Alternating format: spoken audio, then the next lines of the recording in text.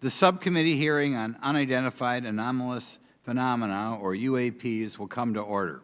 Welcome, everyone. Without objection, the chair may declare a recess at any time. Additionally, without objection, the following members are waived onto the subcommittee for the purpose of participating in today's hearing: Mr. Burchett of Tennessee, Ms. Luna of Florida, Mr. Getz of Florida, Mr. Burleson of Missouri, Mrs. Ocasio-Cortez of New York, and Mr. Ogles of Tennessee. Without objection, so ordered. For today's subcommittee hearing, both the chair and ranking member will have 10 minutes for opening remarks.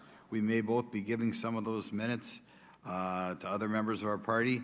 I'm now going to recognize myself for 10 minutes. I'm actually going to try to get out of here in about 4, and then we'll give it to some of my friends over here. Good morning and welcome to the most exciting subcommittee in Congress this week, the Subcommittee on National Security, the Border, and Foreign Affairs, for discussion of unidentified anomalous phenomenon. I'd like to thank the brave military pilots and personnel, such as the witnesses on the panel today, for sharing their stories on how they have engaged UAPs, which has brought attention to this matter. Curiosity and speculation from all walks of life have generated interest in studying what UAPs are and what threats they may pose. I will say that when I was younger in school, I read a book, a 1966 book called Flying Saucers, Serious Business, and for a while, when I was a little bit younger, I thought it was the most important issue out there. The lack of a transparency regarding UAPs, which was one of the themes of that book,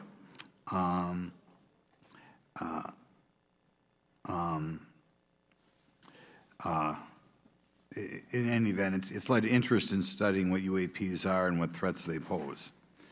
The lack of transparency regarding UAPs has fueled wild speculation and debate for decades, eroding public trust in the very institutions that are meant to serve and protect them, as is evidenced by the large number of people we have here.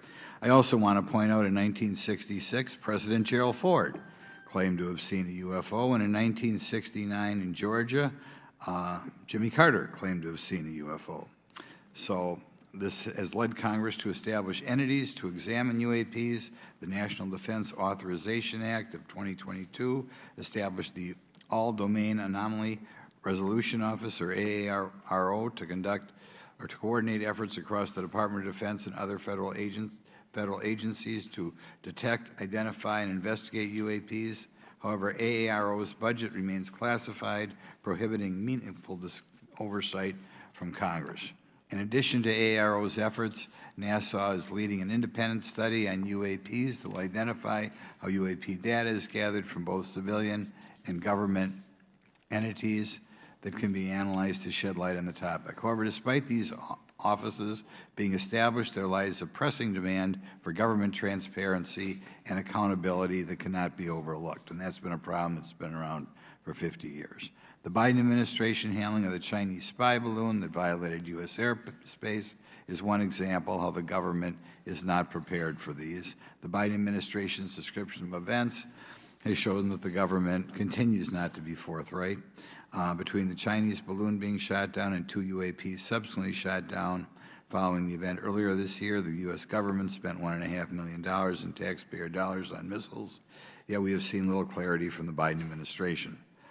We must demand transparency from the Department of Defense, our intelligence community, and our defense industry on the UAP work. We're going to ask some questions about that today.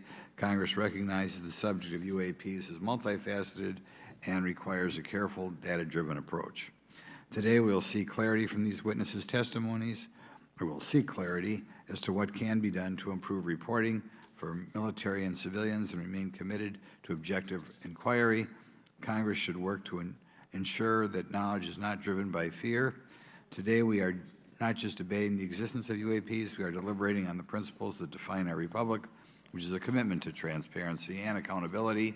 I look forward to hearing from our witnesses today about ways we can improve government efficiency and openness when it comes to UAPs. I thank each of you for your presence here today and for your dedication to safeguarding the interests of the American people.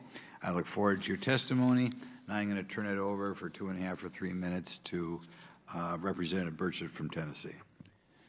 Thank you, Mr. Chairman. Thank you all for being here. I want to thank everybody for making this happen today. And I want to remind everybody this is a nonpartisan issue. This has nothing to do with party politics. I think the cover-up goes a lot deeper than that. I also want to thank my colleagues, Representative Anna Paulina Luna, sitting beside me here, Jared Moskowitz, my friend across the aisle, has an incredible mind, and I'm anxious to hear his questions. My buddy Eric Burleson, and it's not in my notes here, but Matt Gates. If it hadn't been for Matt Gates, myself, him, and Luna would still be down at Eglin Air Force Base trying to get some answers. He's got an incredible legal mind. Also, I know I saw it in the crowd there, George Knapp, my buddy Jeremy Corbell. They're not witnesses, but they've provided some statements on this subject, and I seek unanimous consent to enter those statements into the record, Mr. Chairman. Without objection.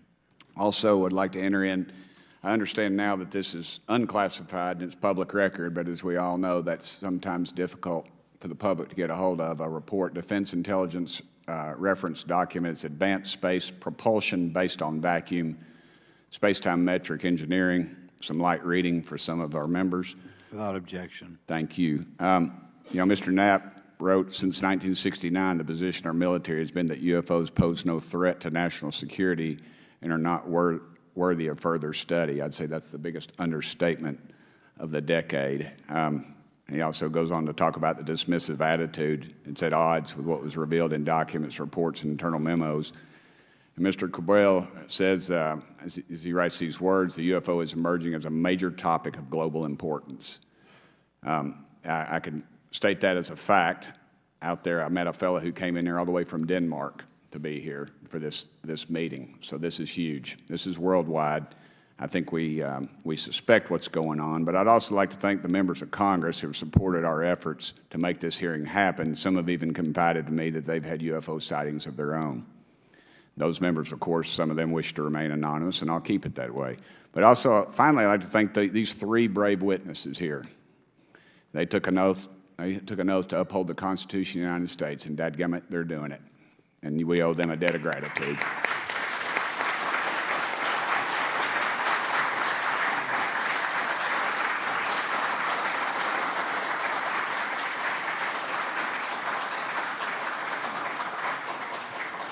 Y'all quit clapping, you're cutting in on my time. Just kidding. These folks, they've got nothing to gain from this, and I think you're going to find out that they've endured quite a few slings and arrows. We need to remember them in our prayers and their families. And I'm thankful to them for their honest testimonies. They have done interviews and appeared in documentaries like Accidental Truth to get their stories out there, and now they are all here to testify under oath for Congress. It's been so difficult to get here today. I've said, in the Baptist church, we'd say that the devil's in our way. And the devil has been in our way through this thing. We've run into roadblocks from members, from the intelligence community, the Pentagon. I proposed legislation to go in the FAA reauthorization that just said if an airline pilot has a sighting, that when he makes that report to the FAA, that it would come to Congress. But I was told that the intelligence community did not like that, and the amendment was not even heard in committee. I think it's time for this country to take back our country. We need to tell the folks at the Pentagon they work for us. Dadgummit, we don't work for them. And that's exactly the point. This is an issue of government transparency. We can't trust a government that does not trust its people. We're not bringing little green men or flying saucers into the hearing.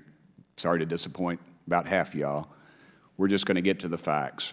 We're going to uncover the cover-up, and I hope this is just the beginning of many more hearings and more people coming forward about this.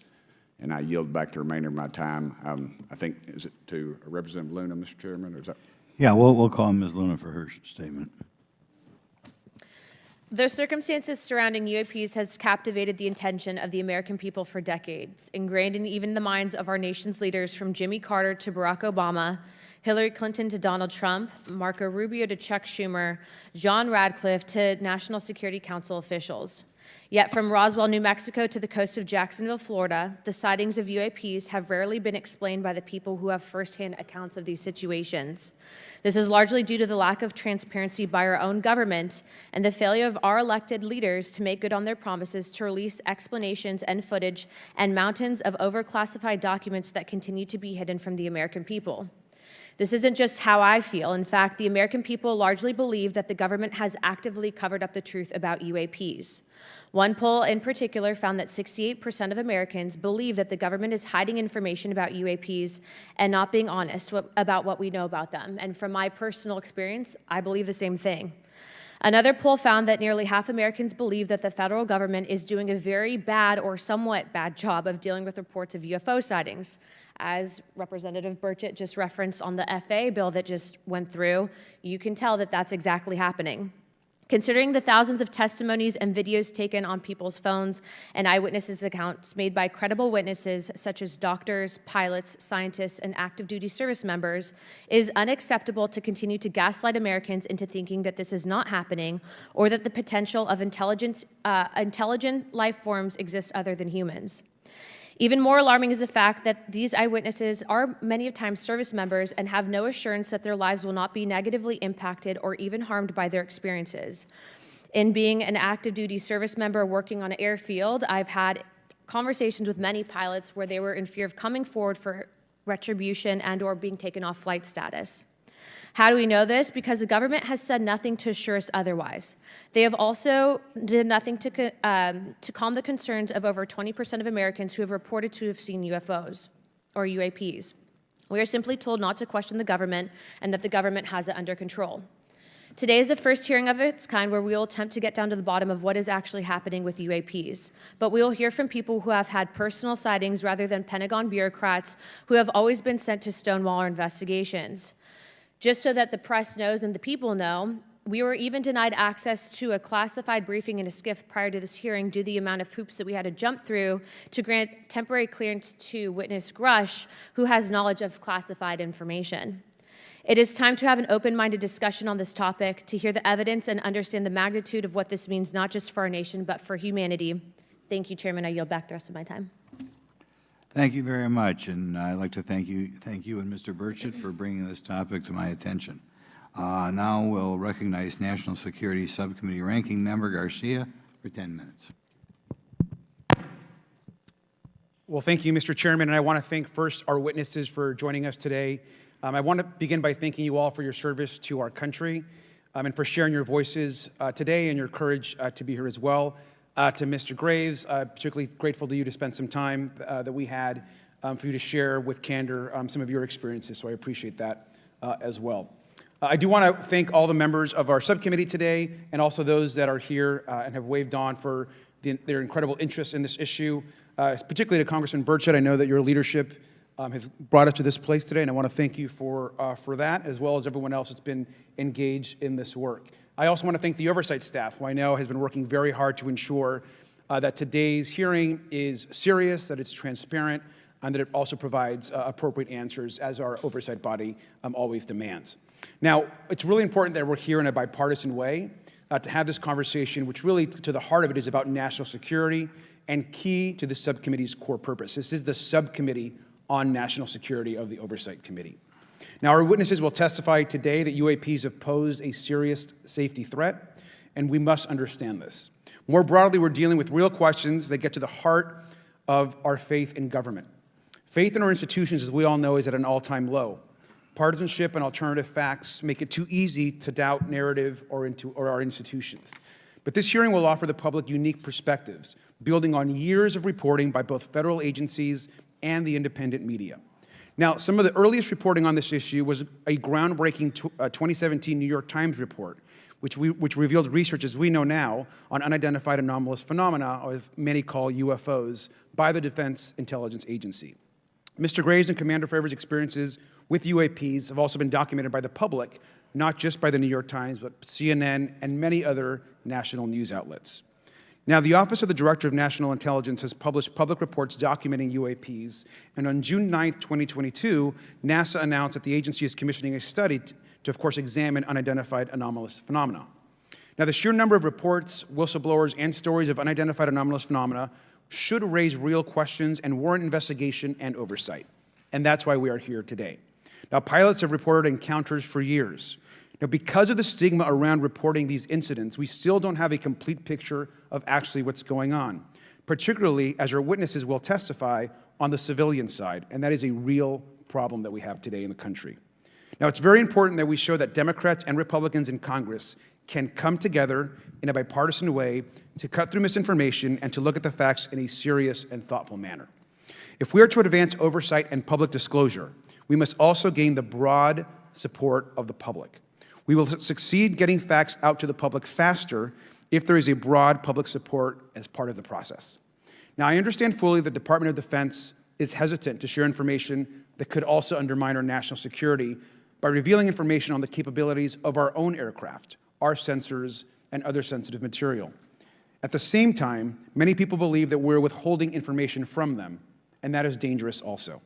I believe in openness and transparency. That is also the role of Congress, and I want to trust that the American people will be able to weigh the evidence and make up their own minds. Now, we have incidents where sensors, sometimes even multiple types of sensors, detect things that we cannot explain. UAPs, whatever they may be, may pose a serious threat to our military or civilian aircraft, and that must be understood. Now, my career and training as a longtime and career educator and teacher and researcher tell me that we should never rule anything out. We know that our space, of course, is vast and undiscovered. I also want to note that Mr. Sean Kirkpatrick, director of the All-Domain Anomaly Resolution Office, the component of the DoD office that investigates UAP data, has testified before the Senate this year that his unit has found no evidence of extraterrestrial activity. NASA has also stated that they don't have evidence of extraterrestrial life either, and we've heard this, of course, from some of our government agencies. And we should remind viewers and witnesses, which I think is really important, that we also cannot share classified information in public settings. But questions, of course, remain that people want to see data and information for themselves. The enormous interest in the hearing today underscores the importance of a fair and open look at the evidence from witnesses who can share their unique perspectives. Now, I know I certainly have a lot of questions, and I know that all the members of our committee do as well. We should come to this hearing with an open mind, and we should not let our existing ideas restrict us on either side. I hear over and over from many agencies the stigma around reporting and investigating UAPs prevents us from getting real answers. We know that whistleblowers have reported harassment, intimidation, or stigma as well, and this is not acceptable. If people can't report incidents which would have national security or safety implications, then that also has serious consequences for us.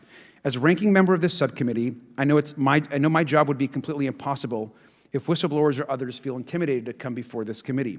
We can't be afraid of asking questions, and we can't be afraid of the truth. I'm proud to say that this hearing builds upon bipartisan work by members of the House and Senate dating many years back, which has sought to increase awareness within the Department of Defense and to mandate more of Congress of UAPs. We know the Senate is taking up an amendment to their defense authorization bill, which will create a commission with broad declassification authority, and we should all agree that that is an important step. Members of both parties and senior officials in multiple administrations have taken an interest in this issue, and we're proud to carry and build that confidence in the American people. This hearing will also not be the end of this discussion, but a new chapter and start to years and years of work that many folks, both in the public and within government, have been working on. We should encourage more reporting, not less, on UAPs. The more we understand, the safer we will be. We will hear testimony from witnesses today with a long record of service to the American people and with subject matter expertise. Our witnesses have a unique opportunity to share their perspective, insights, and their experiences with the American people. And I encourage all of my colleagues to engage with these difficult questions with an open mind and to follow the facts on behalf of our country. I also just want to say more broadly that we should look at this hearing and believe that everything is on the table as it relates to UAPs. I think an open mind is absolutely the best. I want to yield the 2.5 minutes, the remainder of my time, to the representative from Florida, Representative Moskowitz, for an opening statement. He also has been very much engaged in this issue, and I want to thank him for his leadership. Congressman. Thank you, Ranking Member Garcia. Thank you, Mr. Chairman. I want to thank Tim Burchett and Anna Paulina Luna for their leadership in pushing this hearing forward. I want to thank, obviously, committee staff and their staff working on this on a bipartisan basis because many Americans are deeply interested in this issue, and it shouldn't take the potential of non-human origin to bring us together. Additionally, I want to thank the witnesses for coming forward to share your perspectives, your thoughts, and the sightings of UAPs. Unlike other hearings many times in Congress, you're not here to help a political party, but you're here to share information with the American people. And it's not something that is just going on in this administration. It's something that's spanned many administrations. For decades, many Americans have been fascinated by objects mysterious and unexplained, and it's long past time that they got some answers. The American public has a right to learn about technologies of unknown origins, non-human intelligence, and unexplainable phenomena. Those are not the words of a UFO Twitter account.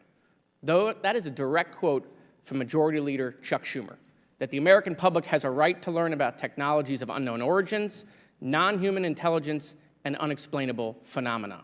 In an interview with Fox News, recent former Director of National Intelligence John Radcliffe confirmed the U.S. government is aware a lot more sightings of UAPs, and that they have not made that information public. I quote, "There are a lot more sightings that have not been made public," Radcliffe said to Fox News. For me, this hearing is about transparency. We unfortunately live in a time in which many people distrust government and our institutions, and overclassification of information away from the American public or even Congress contributes to today's politics. The American people have regular questions. What are UAPs? How come the media doesn't report more on them? Are they foreign adversaries? Are they U.S. technology? Are they something else? They ask themselves, how come when a Russian jet shoots flares at one of our drones, we have perfect pictures and videos to show the American people and the world, but when it comes to UAPs, nothing? Of course, we must always protect our national security to maintain our superiority, like when stealth helicopters were only rumored to exist but were used in the Osama bin Laden raid in 2011.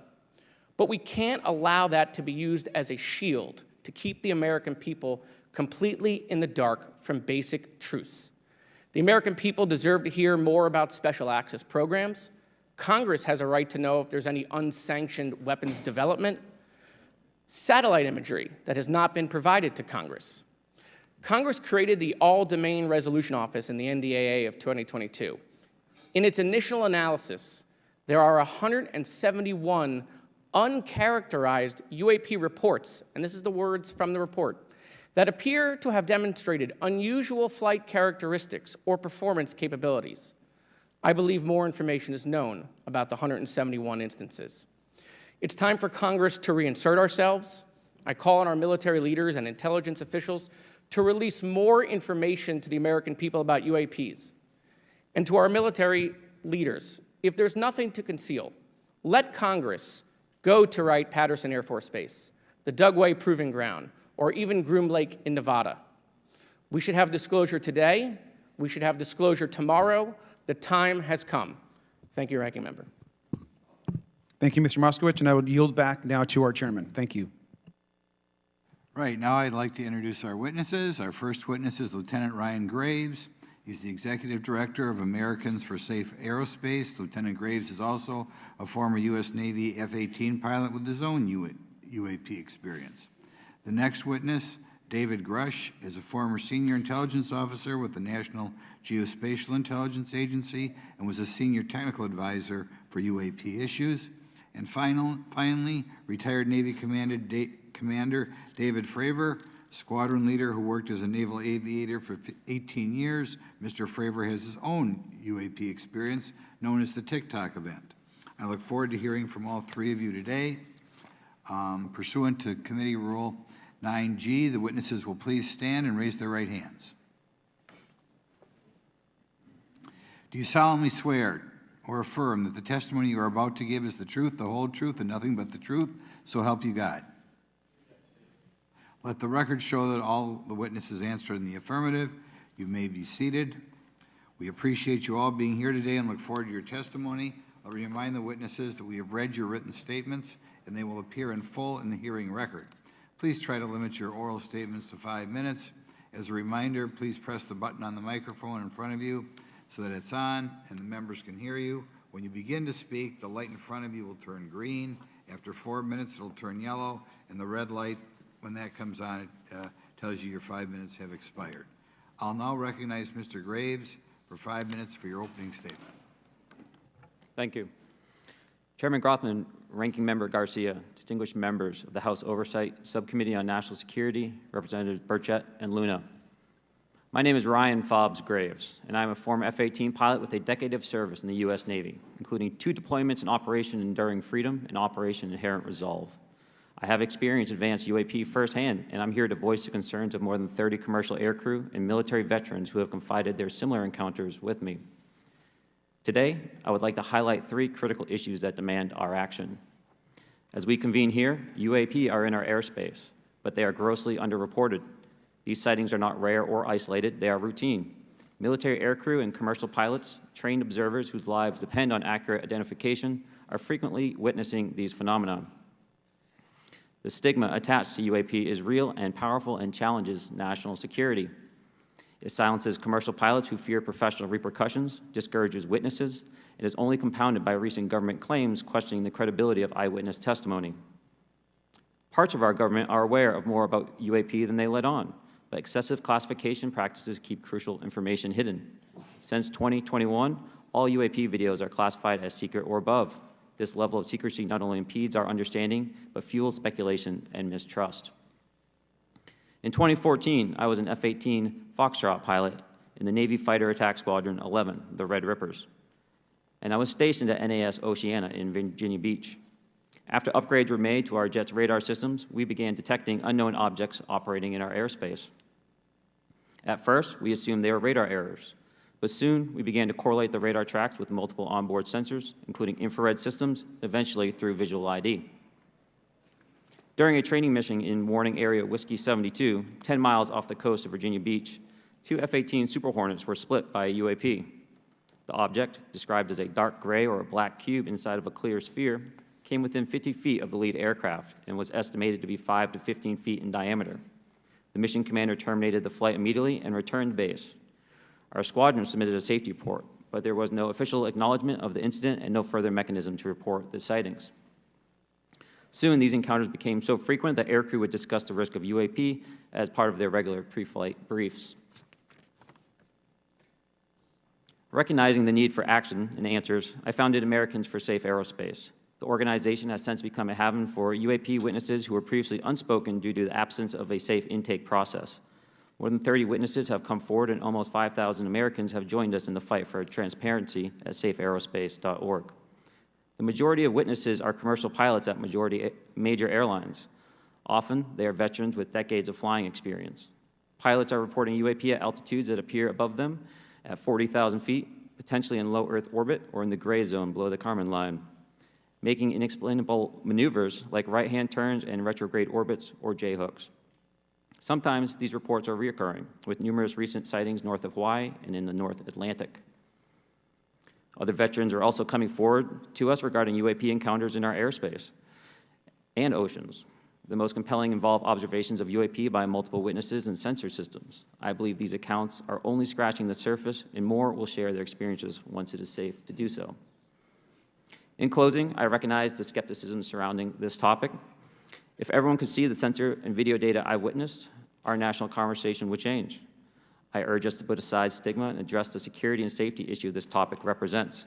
If UAP are foreign drones, it is an urgent national security problem. If it is something else, it is an issue for science. In either case, unidentified objects are concerned for flight safety.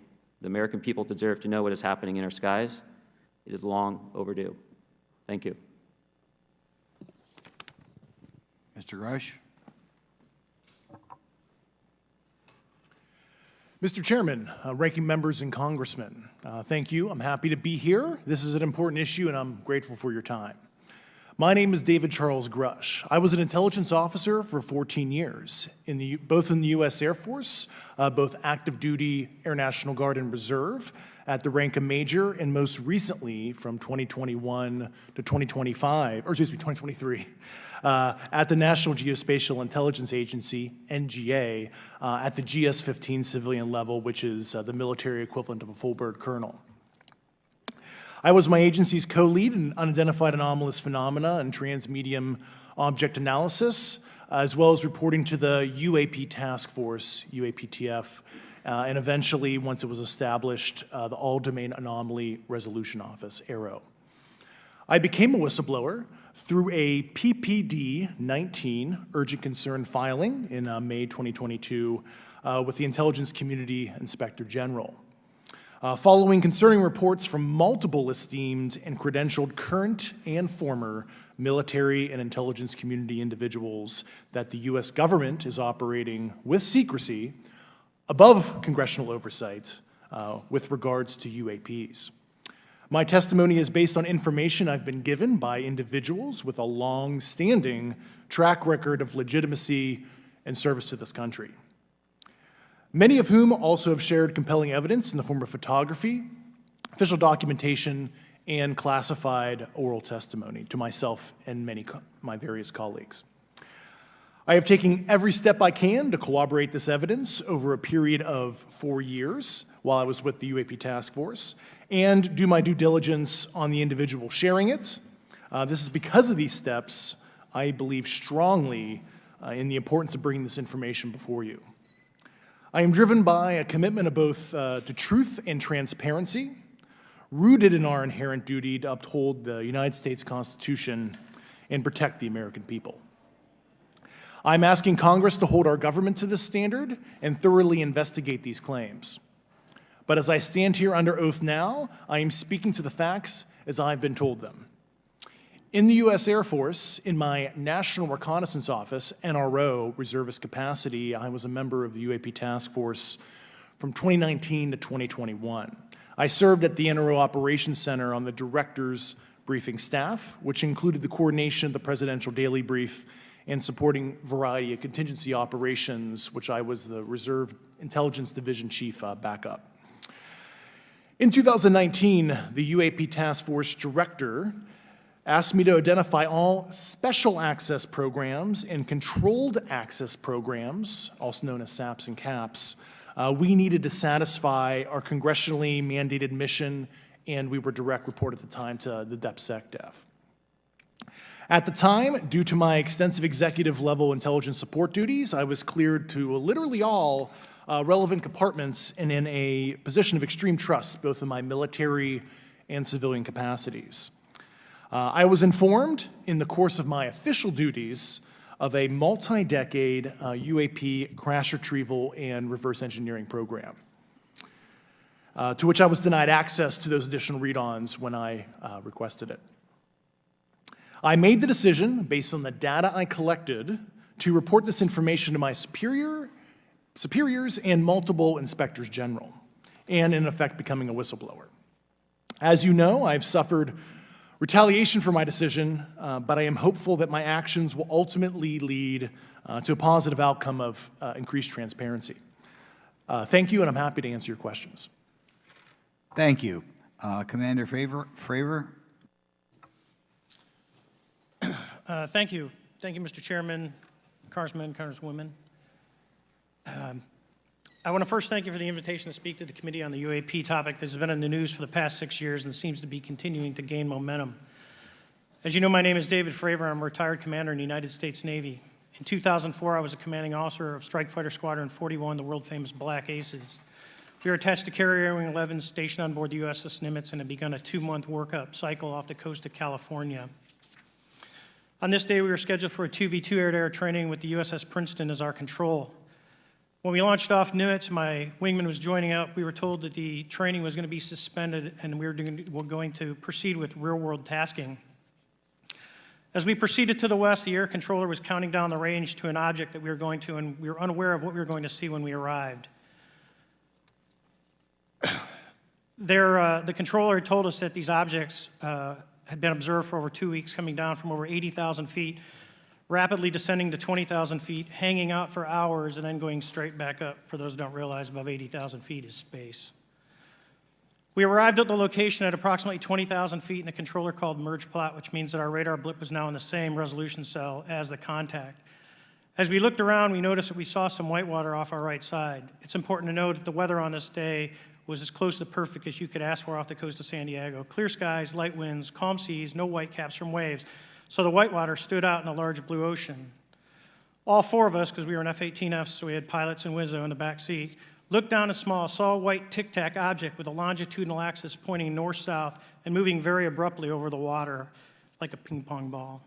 There were no rotors, no rotor wash, or any sign of visible control surfaces like wings. As we started clockwise towards the object, my Wizzo and I decided to go down and take a closer look with the other aircraft staying in high cover to observe both us and the Tic Tac. We proceeded around the circle about 90 degrees from the start of our descent, and the object suddenly shifted its longitudinal axis, aligned it with my aircraft, and began to climb. We continued down another 270 degrees, nose low, where the Tic Tac, or we considered 270 degrees to where, and we went nose low to where the Tic Tac would have been. Our altitude at this point was about 15,000 feet, and the Tic Tac was about 12,000. As we pulled nose onto the object, within about a half mile of it, it rapidly accelerated in front of us and disappeared. Our wingmen, roughly 8,000 feet above us, lost contact also. We immediately turned back to see where the whitewater was at, and it was gone also. So as we started to turn back towards the east, the controller came up and said, "Sir, you're not going to believe this, but that thing is at your cat point, roughly 60 miles away in less than a minute. You can calculate the speed."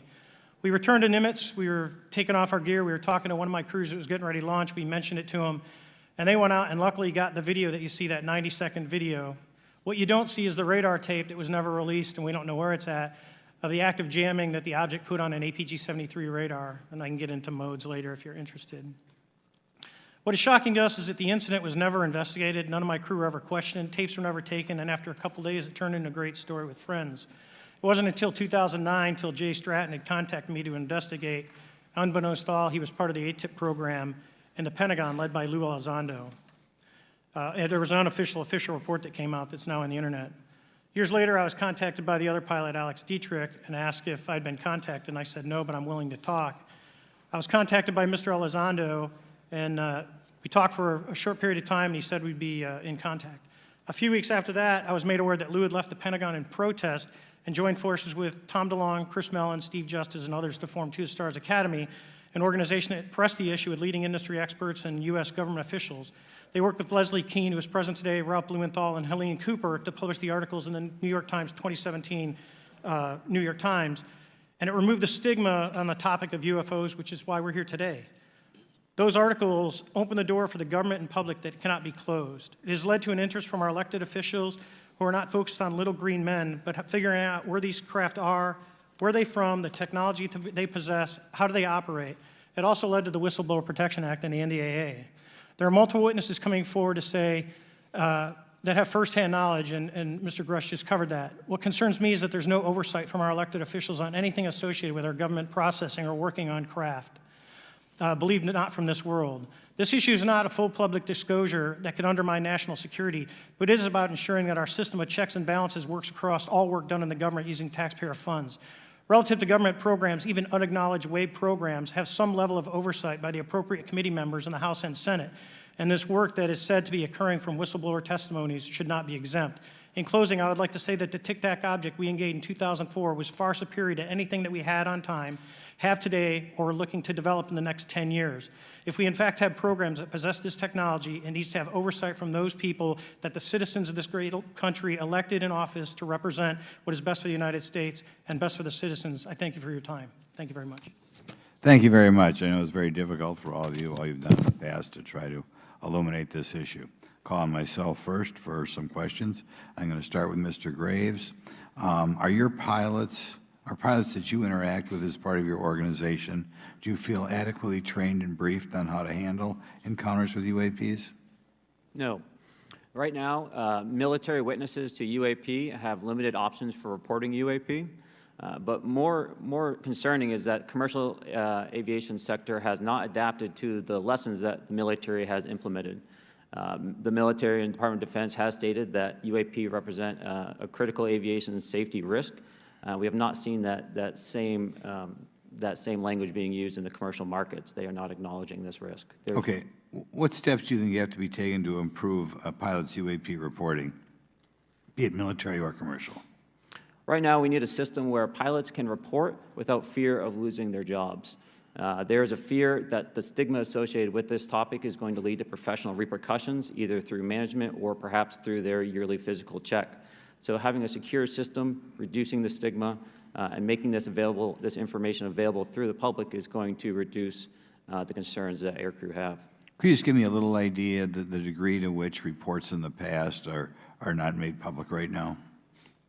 Well, I don't think there has been a proper reporting system to gather those reports and thus not report them. So to answer your question, I think there is a dearth of data due to the fact that the reporting has been limited up to this time.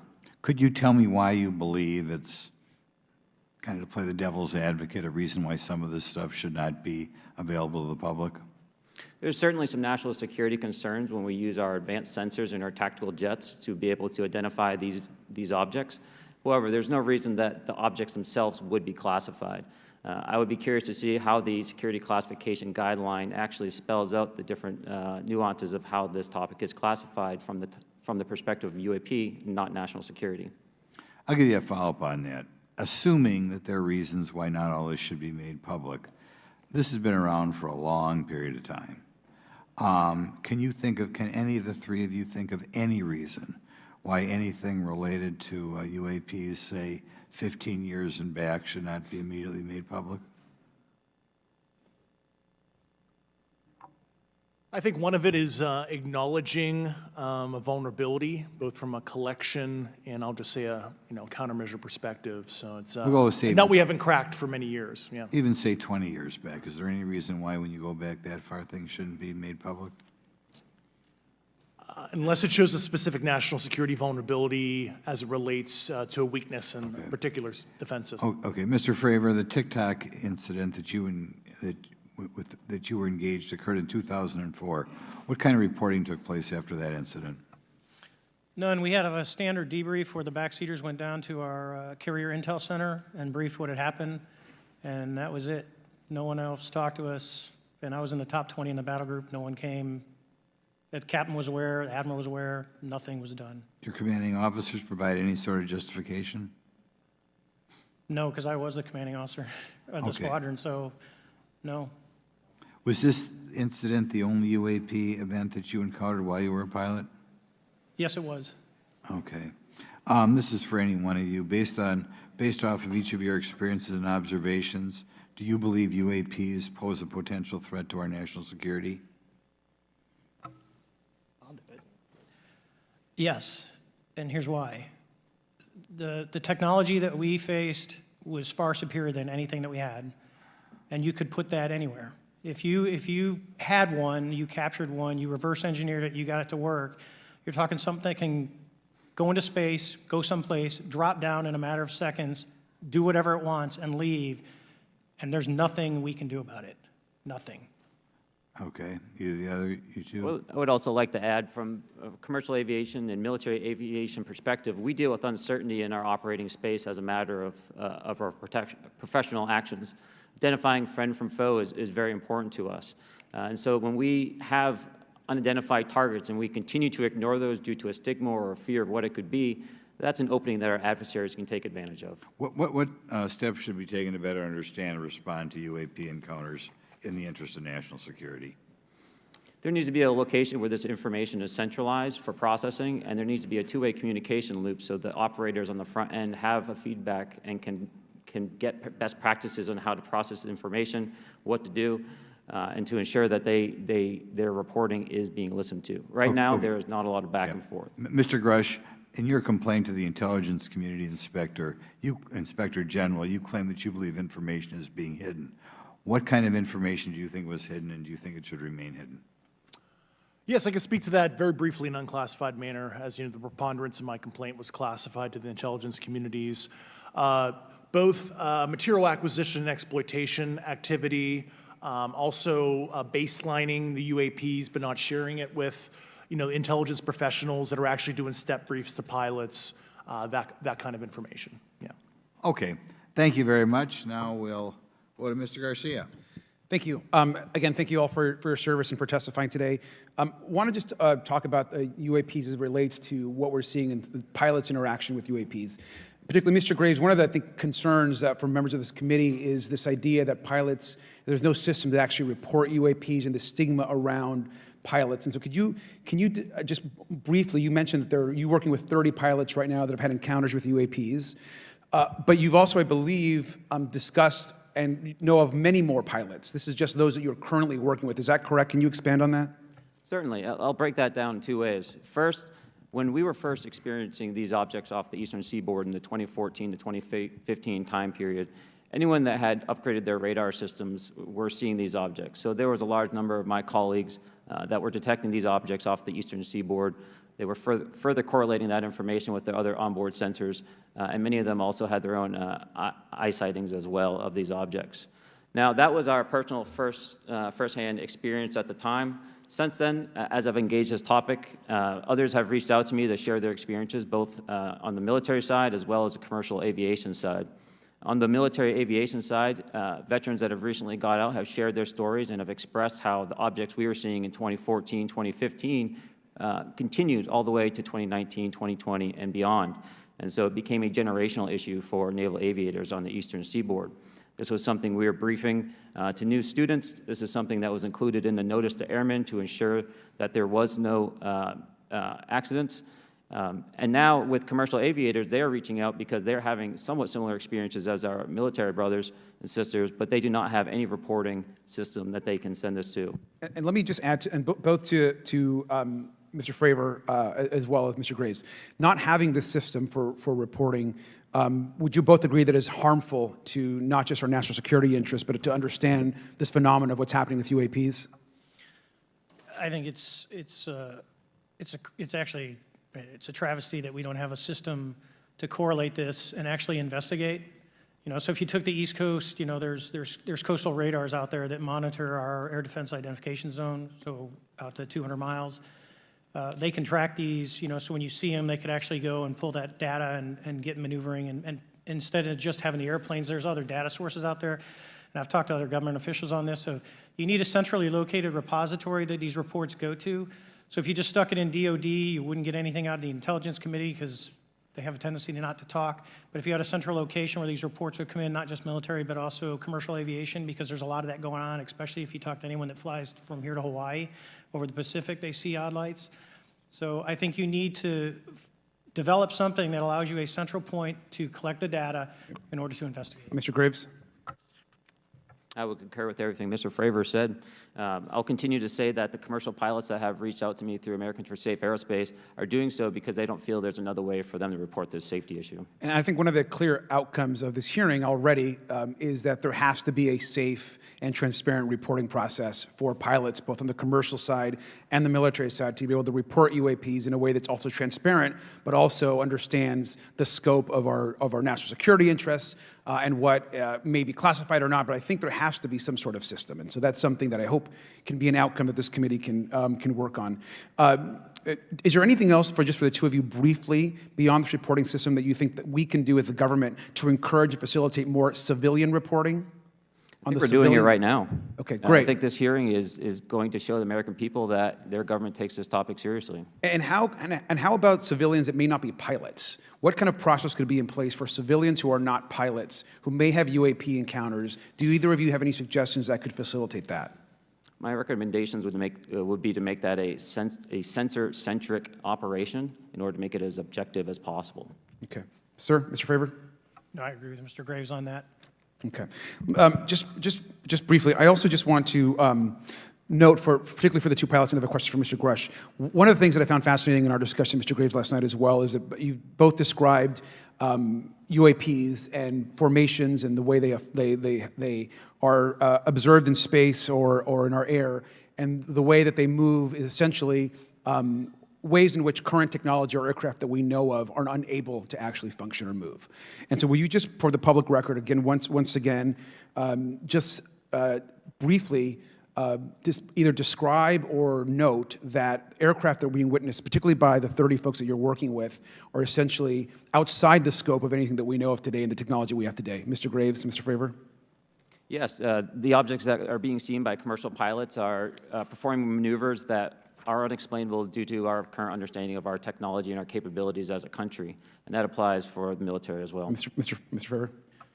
Yeah, I concur with that. We have nothing that can stop in midair and go the other direction, nor do we have anything that can, like in our situation, come down from space, hang out for 3 hours, and go back up. Thank you. My last question, and sometimes I know that you have also said some of these answers in the past, but we're trying to get them on the public record as well, which is really important. Mr. Grush, finally, do you believe that our government is in possession of UAPs? Absolutely, based on interviewing over 40 witnesses over 4 years. And where? I know the exact locations, and those locations were provided to the Inspector General and some of which to the intelligence committees. I actually had the people with the firsthand knowledge provide a protected disclosure to the Inspector General. Thank you. And Mr. Chairman, I would just say that I think that these questions are important questions, and I look forward to being involved in the process to get those answered. I know there'll be a lot of questions from other committee members, so I yield back. Thank you. We'll go to Mr. Burchett himself.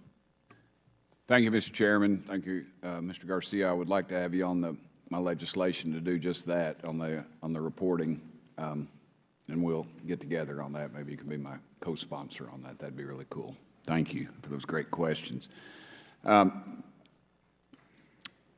Graves, again, I'd like to know, how do you know that these were not our aircraft?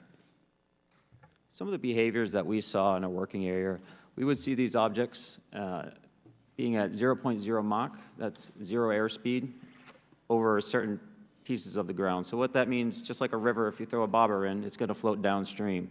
These objects were staying completely stationary in Category 4 hurricane winds. These same objects would then accelerate to supersonic speeds, 1.1, 1.2 Mach, and they would do so in very erratic and quick behaviors that I don't have an explanation for. Okay. Have you spoken to commercial and military pilots that have seen these off of our East Coast? I have. Okay.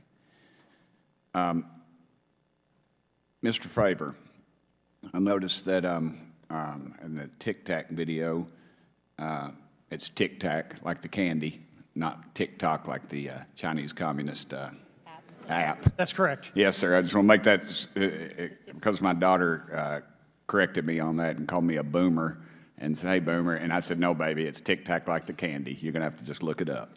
And but now I would also like to say today is a day of many firsts. It's a miracle that we're having this meeting, and it's also a miracle that my wife has put up with me for 9 years today. Today is my anniversary, so I want to tell my wife happy anniversary and that I love her very much. As she likes to say, this 9 years have been the best 2 years of her life. So, thank you. Mr. Favor, what astonished you the most about the flight capabilities of these Tic Tac, very briefly? The performance, absolute performance. It was. And you're not aware of any other objects that anybody in the world has, in this world, that has those capabilities? No, I think it's far beyond actually our material science that we currently possess. Are you aware of any other reconnaissance platforms that have tracked or recorded the Tic Tac's maneuvers, maybe the NORAD system or any of the others? I am not. Okay. Mr. Grush, thank you for being here, brother. Thank you all very much. Have you faced any retaliation or reprisals for any of your testimony or anything on these lines? Yeah, I have to be careful what I say in detail because there is an open whistleblower reprisal investigation on my behalf, and I don't want to compromise that investigation by providing anything that may help provide somebody information. But it was very brutal and very unfortunate, some of the tactics they used to hurt me both professionally and personally, to be quite frank. Yeah. It's very unfortunate, as they say, when you're over the target, that's when they do the most firing at you. Do you have any personal knowledge of people who have been harmed or injured in efforts to cover up or conceal these extraterrestrial technology? Yes. Personally. Have anyone been murdered that you would that you know of or have heard of, I guess? I have to be careful asking that question. I directed people with that knowledge to the appropriate authorities. Maybe in a, if we could get in a confidential area, SCIF, we could talk about that. But unfortunately, we were denied access to the SCIF, and that's very unfortunate in this scenario. Mr. Favor, do you believe that you witnessed an additional object under the water in relation to your encounter? I will say we did not see an object. There was something there to cause the whitewater, and when we turned around, it was gone. So there was something there that obviously moved. Okay, it was not the same object though that you were looking at, correct? No, we actually joked that the Tic Tac was communicating with something when we came back, and because the whitewater disappeared.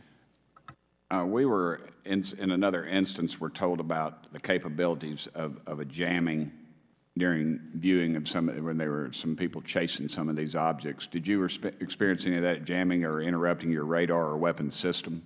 My crew that launched after we landed experienced significant jamming to the APG-73 radar, which was what we had on board, which is a mechanically scanned, very high-end system prior to the APG-79. And yes, it did pretty much everything you could do: range, velocity, aspect, and then it spit the lock, and the targeting pod is passive. That's what we were able to get the video on. I'm about to run out of time, but are you aware of any of our enemies that have that capability? No. Okay, I would also like to note for the record that, like George Knapp, breaking Area 51, he's the reason I knew about that, and the reason I know about the Tic Tacs is Leslie Keene from New York Times article, and I would encourage everybody to read that. Thank you, Mr. Chairman. I yield back to you for no time. Very good. Mr. Raskin? Thank you, Mr. Chairman. Mr. Graves, you reported UAP encounters during training flights, I think, and have since come forward to warn the Pentagon that these encounters may be putting pilots at risk. My first question is, you've identified these as taking place on the East Coast. Is it just on the East Coast where these encounters have been reported? No. Since the events initially occurred, I've learned that the objects have been detected essentially where all operations, Navy operations are being conducted across the world. And that's from the Ultimate Anomaly Resolutions Office reporting. All right, can you describe your experience after you decided to come forward and go public with your experience? Certainly. Like many others, in 2017, I saw the New York Times article come out as well. And for me, it was special because I recognized the voices on the video. I recognized the video itself. I had seen it when it was taken. I seen it when it was debriefed. And so that was kind of shook me because I realized that this problem was still ongoing. And so I reached out to colleagues back on the East Coast and realized that this was still a safety risk that they were dealing with, that they had essentially hit a wall with how they could move forward on this conversation. It was at that point when I decided to try to move the conversation forward myself. Are there common characteristics to the UAPs that have been cited by different pilots, and can you describe what the convergence of descriptions is? Certainly. We were primarily seeing dark gray or black cubes inside of a clear sphere. I'm sorry, dark gray or black cubes? Yes, inside of a clear sphere, where the apex or tips of the cube were touching the inside of that sphere. And that was primarily what was being reported when we were able to gain a visual tally of these objects. And that occurred over almost 8 years. And as far as I know, it's still occurring. I take it that you're arguing what we need is real transparency in a reporting system so we can get some clarity on what's going on out there, because there are many pilots in your situation, but we should have a way of developing a systematic inventory of all of such encounters. Is that right? Yes, and I think we need both transparency and the reporting. We have the reporting, but we need to make sure that information can be promulgated to commercial aviation as well as the rest of the populace. Mr. Grush, what about you? What was your experience after you came forward? Well, it's only been about 2 months or so, so I guess my experience has been overwhelming support from former colleagues of mine that have privately messaged me, and I do appreciate that. But I do have knowledge of active planned reprisal activity against myself and other colleagues, and it's very, very upsetting to me. Coming from where? Certain senior leadership at previous agencies I was associated with. And that's all I'll say publicly, but I can provide more details in a closed environment. Okay. Well, I hope you understand that there would be bipartisan rejection of any attempt to vilify, demonize, or engage in other reprisals against our witnesses and people who are telling the truth from their perspective. Yeah, there were certain colleagues of mine that were brutally administratively attacked, and it actually makes me very upset as a leader to see that happen to other coworkers and actually superiors of mine over the last 3 years. How do you account for that response? That seems like a bizarre response. I call it administrative terrorism. That's their quiver, their tool in the toolbox to silence people, especially the career government service cares about their career, cares about their clearance, their reputation to climb the ladder. And when you threaten that career path, a lot of people back off. But I'm here to represent those people. So, Mr. Fravor, what about you? What has your experience been since you've come forward with your perspective on this? Actually, I've been treated very well. And the 6 people that were involved, myself included, all of them have or will be retiring from the military as 05s or 06s. And all my friends that are very senior, 3 and 4 stars, I've talked to them. They believe, they understand there's a problem. But no, I was actually treated really well. And what is your general interpretation of these phenomena, or what is your current thinking of trying to make sense of them? Well, I'll say, you know, I'm not like a UFO fanatic. It's not me. But I will tell you that what we saw with 4 sets of eyes over a 5-minute period, still, there's nothing, we have nothing close to it. It was amazing to see. I told my buddy I wanted to fly it, but yeah, it's just an incredible technology. All right, Mr. Chairman, thank you very much. I'll yield back to you. Thanks. On to Ms. Luna. Mr. Grush, in speaking to you yesterday, I just wanted to follow up on Representative Raskin's questions. In the last couple of years, have you had incidences that have caused you to be in fear for your life for addressing these issues? Yes, personally. Okay. Yeah. I just want everyone to note that he's coming forward in fear of his life. To put in perspective, if they were really not scared about this information coming out, why would someone be intimidated like that? To your knowledge, are NHIs working with adversarial foreign governments in either technology exchange programs or back engineering programs? I don't have data on that. I'm not sure. Have you heard or you had people come forward to present that evidence? Not that particular evidence that you just espoused. Okay, on the 19th of April, Dr. Kirkpatrick, head of AARO, had said that he did not find any evidence of UAPs. You also stated that you had, in your interview, that you had briefed him on information that you were uncovering, but that he did not follow up with you. Were the items that you divulged to him pertinent to national security? Yes, him and I had a classified conversation in April 2022 before he took over AARO in July 2022, and I provided him some concerns I had. Do you know why he might not have followed up with you? Unfortunately, I cannot read his mind. I wish he did. I was happy to give sage counsel to him on where to look when he took the helm of AARO. Okay, and then my last question for you before I move to Mr. Graves is you received prior approval from the Defense Department to speak on certain issues, correct? Correct, through DOPSR, DoD Pre-Publication and Security Review, and I just want to remind the public, they're just looking from a security perspective.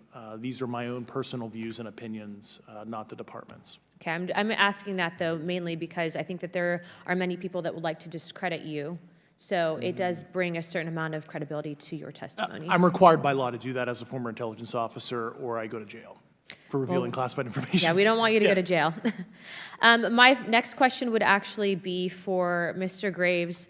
Can you please explain to me in detail the event that occurred at Vandenberg Air Force Base?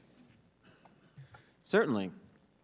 In the 2003 timeframe, a large group of Boeing contractors were operating near one of the launch facilities at Vandenberg Air Force Base when they observed a very large 100-yard sided red square approach the base from the ocean and hover at low altitude over one of the launch facilities. This object remained for about 45 seconds or so before darting off over the mountains. There was a similar event within 24 hours later in the evening. This was a morning event, I believe 8:45 in the morning. Later in the evening, post-sunset, there were reports of other sightings on base, including some aggressive behaviors. These objects were approaching some of the security guards at rapid speeds before darting off. And this is information that was received through one of the witnesses that have approached me at Americans for Safe Aerospace. Was this documented in any official form, whether it was a police blotter? Yes, they had official documentation and records from the event that the witness held over the years. And I'm not going to ask you to do it right now for time reasons, but you'd be able to sketch what was witnessed, correct? And have you seen that before on any other equipment and or during your flight time? I have not seen what they've described. This object was estimated to be almost the size of a football field, and I have not seen anything personally that large. Okay, and then another question on follow-up referencing the gimbal video Go Fast incident. Can you just clarify, because to our understanding, the footage was actually cut off at a certain point, but what happens at the end of that video, just for those Americans specifically that are wanting to know about the rest of that footage? Certainly. There was some uncertainty or instability with the object. It seemed to rock a bit, and that's the last I had seen of the video. Much of the data that I would recommend be analyzed would consist of radar data that would provide precise kinematics on the object, as well as the fleet of objects that were operating nearby. Okay, and follow-up, in regards to the reporting procedures that Mr. Garcia had addressed on, as well as Representative Burchett, with the FAA, to your understanding, pilots that are seeing this, commercial airline pilots, are they receiving cease and desist letters from corporations for coming forward with information in regards to safety for potential airline passengers? I have been made privy to conversations with commercial aviators who have received cease and desist orders. So the American public should know that corporations are putting their own reputations on the not the line, but ahead of the safety of the American people. And I think, would you agree with that statement? It appears so. Okay. And I guess this would be my last, I'm out of time. I yield. I'll be back. Good. Mr. Moskowitz. Thank you, Mr. Chairman. Gentlemen, let's talk about the laws of physics for a second. Mr. Graves and Commander Favor, I heard you talk about speed. When those objects broke the sound barrier, did they make a sonic boom? I was in a jet. You can't hear anything. It's kind of loud in there.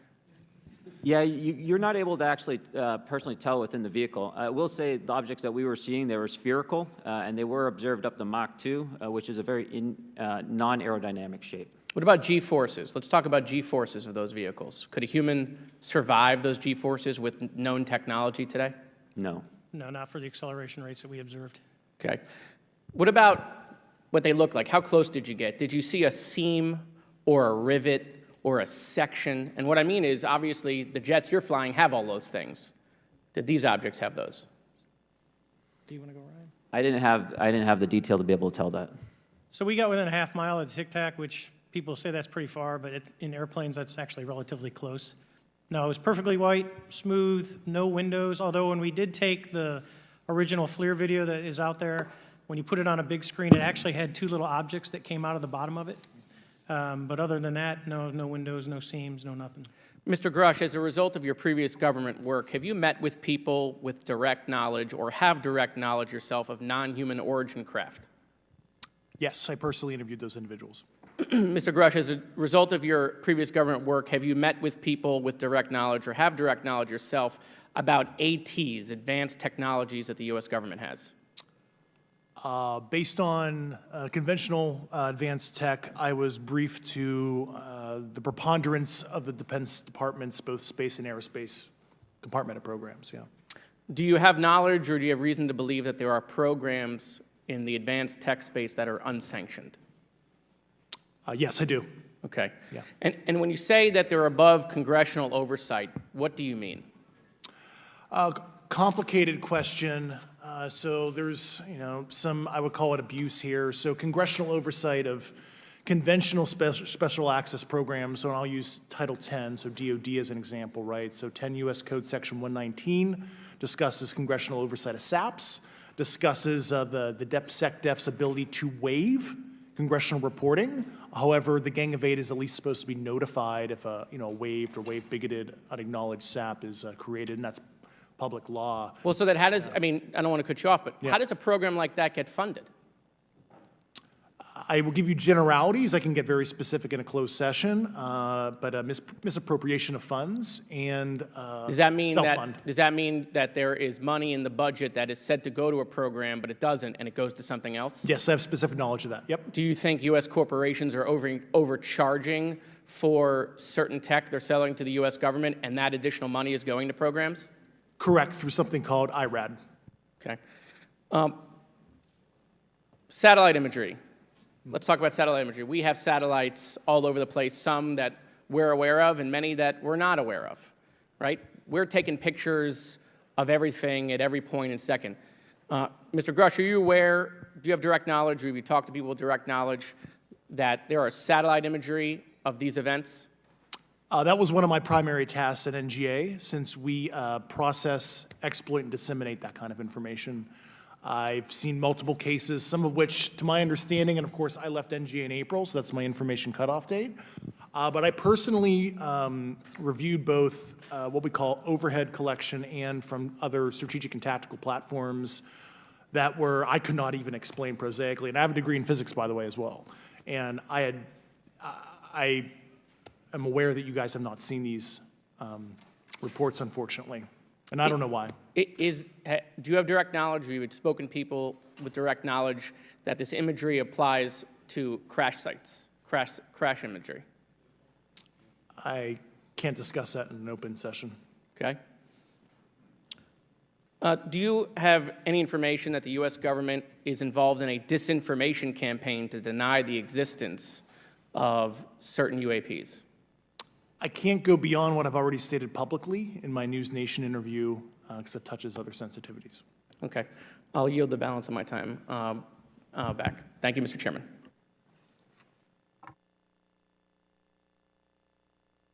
Ms. Fox?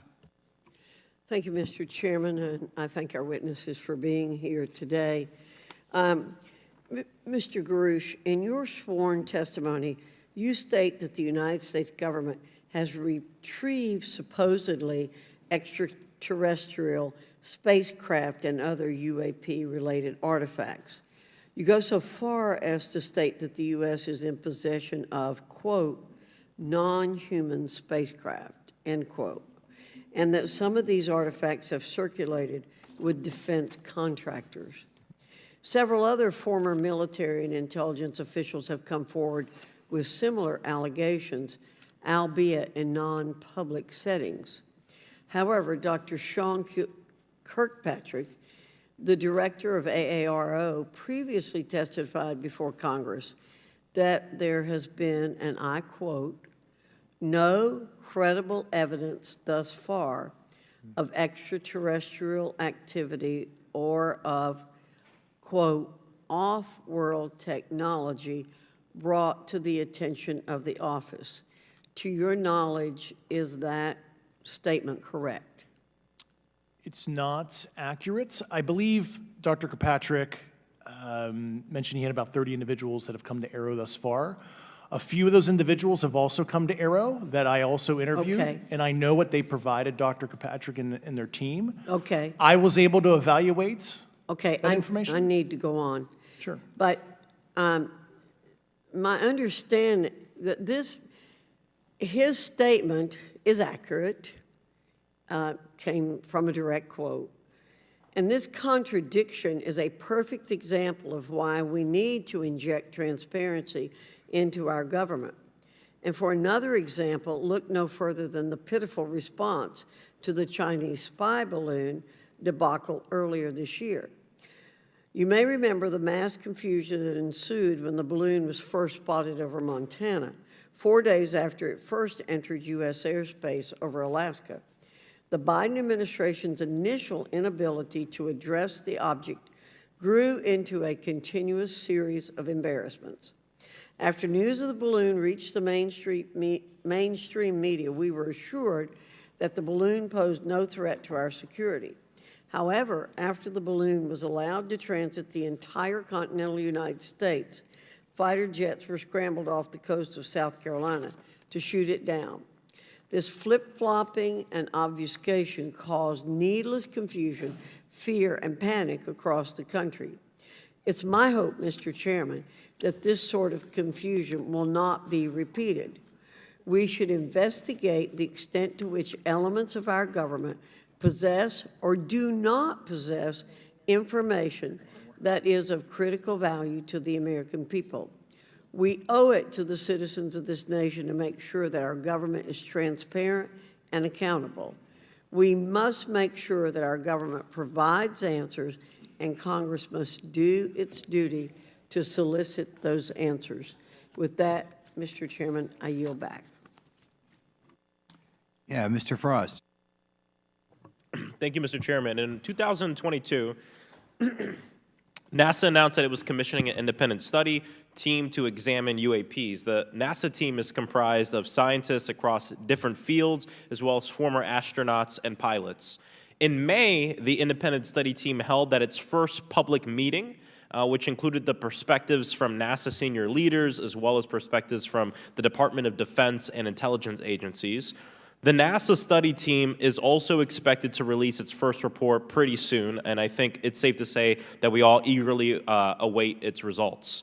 Mr. Graves, how might NASA's research influence the commercial industry regarding safety in UAP? I think NASA has a big role to play as far as commercial aviation safety, and it's one of their original charges as an organization. One of the recommendations that have been put forward is to utilize their existing aviation safety reporting system to serve as a short-term fill and trusted platform for pilots that want to report on UAP. It also has built-in analytics capability and is funded by Congress. Gotcha. And also, Mr. Graves, are there any other industries that may be influenced by the NASA research on UAPs? And if so, how so? Well, I think there is a large swath of commercial capabilities that could be brought to bear on this topic, from space-based or ground-based sensor systems that are available open source or through commercial marketplaces. And I think NASA's work, as they work to identify and highlight specific parameters that can be found, we can take that information and promulgate this through the public sector so that we can have a more open conversation about what we're seeing. Yeah, you know, in 2020, the Department of Defense released several videos of UAPs, including Mr. Freyer's experience, U.S. Navy pilots that recorded footage. In 2021, the Office of the Director of National Intelligence released a preliminary report on UAP events. NASA Administrator Bill Nelson stated that NASA would begin to investigate these events. In fact, I sit on Science, Space, and Technology Committee, and when we were doing a hearing with the NASA Administrator Bill Nelson, I asked, you know, why NASA needed to be fully funded, and there were many great reasons, but one of them was actually had to do with UAPs. He actually mentioned, you know, is there life out there? I don't know. And so either way, these actions ultimately led NASA to assemble the independent study team that I mentioned earlier. Also in 2021, Harvard University stood up the Galileo project to research and examine the origins of UAP. So it seems like both, you know, from NASA and in the higher education community, because of the work that y'all have done and people standing up, you know, I think we're seeing some of that stigma slowly going away. Mr. Freyer, do you believe that military pilots feeling empowered to share their UAP experiences has directly impacted the scientific community's research goals on this topic? I would say yes. I would say that, you know, starting in 2017, when it actually came out, it took that stigma away. I mean, I've talked to multiple senators who said prior to that, if you'd have mentioned UAP, you'd have been laughed off the hill. And now we're sitting here today for a public testimony on what's actually going on. You know, I'm hoping that this curve will be more of an exponential and we'll get more and more transparent to the level that we can. Yeah, yeah, I mean, it's important. I couldn't imagine, you know, I'm not a pilot, but I used to fly gliders in Civil Air Patrol. Huh? Yeah, yeah. Pilot? I mean, you know. And so either way, I mean, I couldn't imagine, you know, being in the glider and seeing something, and then not feeling like I had the agency to talk about it. Mr. Graves, can you discuss the importance of seeking scientists to sit on your advisory board? Absolutely. I think ultimately this is going to be a scientific problem. And not only that, it's also an engineering problem. I've been working with the American Institute of Aeronautics and Astronautics to help them stand up a UAP integration committee to help integrate their engineering prowess into this problem. And so, yes, very much, I think this is an engineering and scientific problem as much as a national security problem. And how might Congress help to facilitate partnerships between the scientific community and the UAP focus groups within government? Well, I think one of the things they can do is to have these types of hearings to communicate to the public that this is a topic of interest. I think that there is a pseudo-market, if you will, of interested capabilities and talent that want to approach this topic, and we're seeing that start to grow now. So I think continued conversation, reduction of stigma is going to allow that to flourish and allow answers to help generate themselves. 100%. Well, thank you all for being here, and thank you for your work. I think it's important that we keep our top scientific minds focused on this issue and look for ways to increase collaboration. Thank you so much. I yield back. Mr. Comer. Thank you, Mr. Chairman. Let me say I want to thank you for having this hearing, and I want to thank Mr. Burchett and Ms. Luna for leading this hearing. And with that, I yield my 5 minutes to Mr. Burchett. Thank you, Mr. Chairman. I'm going to direct this, I believe, to Mr. Grush, but if any of you all feel like you need to jump in, just jump right in. We're good. Has the U.S. government become aware of actual evidence of extraterrestrial, otherwise unexplained forms of intelligence? And if so, when do you think this first occurred? I like to use the term non-human. I don't like to denote origin. Keeps the aperture open, both scientifically. Right. Certainly, like I've discussed publicly previously, 1930s. Okay. Can you give me the names and titles of the people with direct firsthand knowledge and access to some of this crash retrieval, some of these crash retrieval programs, and maybe which facilities, military bases that the recovered material would be in? And I know a lot of Congress talked about we're going to go to Area 51, and and there's nothing there anymore anyway. It's just and we move like a glacier. And as soon as we announce it, I'm sure the moving vans would pull up. But please. I can't discuss that publicly, but I did provide that information both to the Intel committees and the Inspector General. And we could get that in the SCIF if we were allowed to get in a SCIF with you. Would that be probably what you would think? Sure, if you had the appropriate accesses, yeah. What special access programs cover this information, and how is it possible that they have evaded oversight for so long? I do know the names. Once again, I can't discuss that publicly and how they've evaded oversight. In a closed setting, I can tell you the specific tradecraft used. All right. When do you think those programs began, and who authorized them? I do know a lot of that information, but that's something I can't discuss publicly because of sensitivities. All right. If any of y'all want to jump in on any of this, you're more than welcome to. What level of security clearance is required to fully access these programs? Well, anybody who has... and I say that because myself, Representative Gates, and Representative Luna were basically turned away at one point at Eglin. So please, go right ahead. Certainly difference between member access and, say, somebody like me, but anybody who has a TSSCI clearance and meets the eligibility criteria, the access adjudicative authority should be able to grant you access. Mr. Burchett, if you'll yield, so just to put a fine point on that, there's nothing that you're aware of that's above special access program classification. It's a misnomer that there's anything actually above top secret. Executive Order 13526 delineates the classification levels. Right, but I draw a point on that because we can have access to those programs, and so the notion that we're not being given that access sort of defies our typical muscle memory here in Congress. Thank you, Mr. Burchett. I'll yield back to you. Thank you, Mr. Gates. Along those lines, Title 10, you may not know this or not, but Title 10 and Title 50 authorization, they seem to say they're inefficient. So who gets to decide this, in your opinion, in the past? It's a group of career senior executive officials. Okay, are they government officials? Both in and out. Do what? Both in and out of government, and that's about as far as I can go there. Yeah. All right, well, that leads to my next question. Which private corporations are directly involved in this program? How much taxpayer money has been invested in these programs, to your knowledge? I mean, we know we audit the Pentagon every year, and I've been here 5 years, and they failed the dadgum thing every year. They lose over $1 billion a year, we think, and I've told the Department of Defense maybe 60% of their assets are unaccounted for, whatever the heck that means. In the public sector, you go to jail for that kind of crap. So tell me.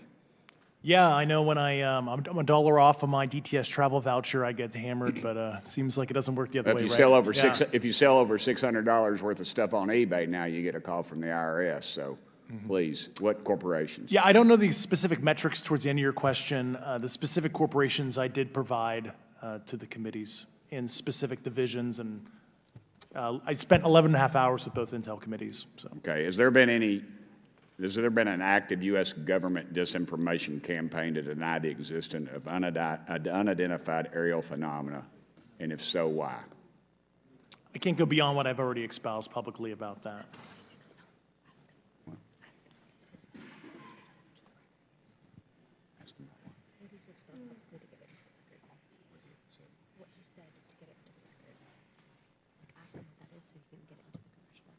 Okay, I've been told to ask you what that what that is and how to get it in the record.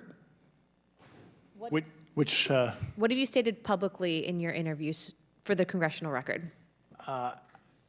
If you reference my News Nation interview and I talk about a multi-decade, campaign to disenfranchise public interest, basically. Chairman, I've gone. Yeah. Thank I you. apologize, Mr. Chairman. I yield back negative 21 seconds. Thank you. Ms. Ocasio-Cortez? Thank you, Mr. Chairman, and thank you to our witnesses for coming here today. I do concur with the ranking member as well as several other members here on this committee that this is a committee for whistleblowers and for the protection of whistleblowers as well. So we understand what you're putting on the table here and what you're putting on the line here, and we thank you for that. Mr. Grush, you sat on the Unidentified Anomalous Phenomenon Task Force created in the 2020 NDAA, correct? Yes. There have been some things that have been mentioned here during this hearing that I wanted to pick up on. Mr. Graves, you mentioned specifically during the answers to one of your questions, you named Boeing contractors being engaged in an incident regarding this red cube about a football field wide. I was wondering if you could speak a little bit about the interaction, or Mr. Grush, either of you, the interactions between defense contractor companies and any UAP-related programs or activities. So I'll just say that the information about the contractor themselves were provided by a witness, and I have no particular detail in that relationship. Mr. Grush. The kind of general unclassed wave tops, certainly the contractors, are the metal benders, so to speak. They're the ones actually doing specific performance on government contracts. Are they required to issue any disclosure regarding UAP sightings, or do they engage in any reporting around this? In terms of the contractors? Yes. Not that I'm aware of. They do not. Okay. Now, when it comes to notification that you had mentioned about IRAD programs, we have seen defense contractors abuse their contracts before through this committee. I have seen it personally, and I have also seen the notification requirements to Congress abused. I am wondering, one of the loopholes that we see in the law is that there is, at least from my vantage point, is that depending on what we're seeing, is that there are no actual definitions or requirements for notification. What methods of notification did you observe? Like when they say they notified Congress, how did they do that? Do you have insight into that? For certain IRAD activities, I can only think of ones conventional in nature. Sometimes they flow through certain, I'll just say, SAP programs that have cognizant authority over the Air Force or something, and those are congressionally reported compartments, but IRAD is literally internal to the contractor, so as long as it's money, either profits, private investment, et cetera, they can do whatever they want. To put a finer point on it, when there is a requirement for any agency or company to notify, or any agency to notify Congress, do they contact the chairman of a committee? Do they get them on the phone specifically? Is this through an email to hypothetically a dead email box? A lot of it comes through what they call the PPR, Periodic Program Review Process. If it's a SAP or Controlled Access Program Equity, and then those go to the specific committees, whether it be the SAS, CASC, HISI. Thank you. I apologize. My time is limited. Mr. Graves, one of your main concerns is that the FAA currently does not have an official process to receive reports of UAP from pilots or others, correct? Correct. And in your experience, what data should the AERO program prioritize for potential collection? We have, location, date, time, but are there other specific characteristics that should be included in these reports? Certainly. I think that there's two categories that would be important. One would be kinematics and understanding the specifics of how the vehicle or objects are moving. And the second would be a more zoomed out approach of being able to look at origin and destination before the incident, as well as getting a better contextual understanding of how these objects are interacting with each other. Thank you. Now, because I only have a minute left, I apologize, we only have 5 minutes today, but for the record, if you were me, where would you look?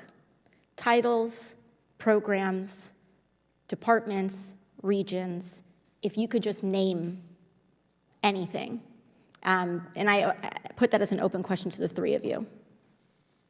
I'd be happy to give you that in a closed environment. I can tell you specifically. Thank you. Commander Fravor? And I would say, and I've told people that you have to know where to look. They're not going to divulge it to you because of the classification levels. But if you know where to look and who to talk to, which is exactly what Mr. Grush can point you, then you have them. Okay. Mr. Graves? I was an operator, so I was depending on folks like Mr. Grosh to do that homework. Okay. Thank you very much. I yield back to the chair. Mr. Biggs? Thanks, Mr. Chairman. I thank the witnesses for being here today. I'm over here. Thank you so much for being here. I want to get into specifics here, and the reason I'm going to go this way is because you've talked a bit about what I would call misdirection by official U.S. government with regard to UAPs, right? And so I'm going to get to that in a second. But last week, White House NSC spokesman John Kirby stated that UAPs are having an impact on our training ranges and need to be treated as a legitimate issue. Do you concur with the statements? That's for each of you. Yes. Yes. Yes. Okay. Now, having said that, I'm going to take you to specific instances around the Phoenix Valley, because that's where I live. And in '97, we had the famous Phoenix Light case. I don't know if any of you are familiar with that. There were two things that went along with that, and the explanation was military training range off Luke and the Barry Goldwater Range. Do you know anything different other than the official explanation of those lights? Only what's in the public vernacular about it. That was outside the scope of my duties. And if we wanted to, just my question along with my colleague from New York, Ms. Ocasio-Cortez, if we wanted to find out more about that, where would we go to find the files, and who would we address? And are you going to tell me we need to go to a SCIF so you can tell us in a SCIF?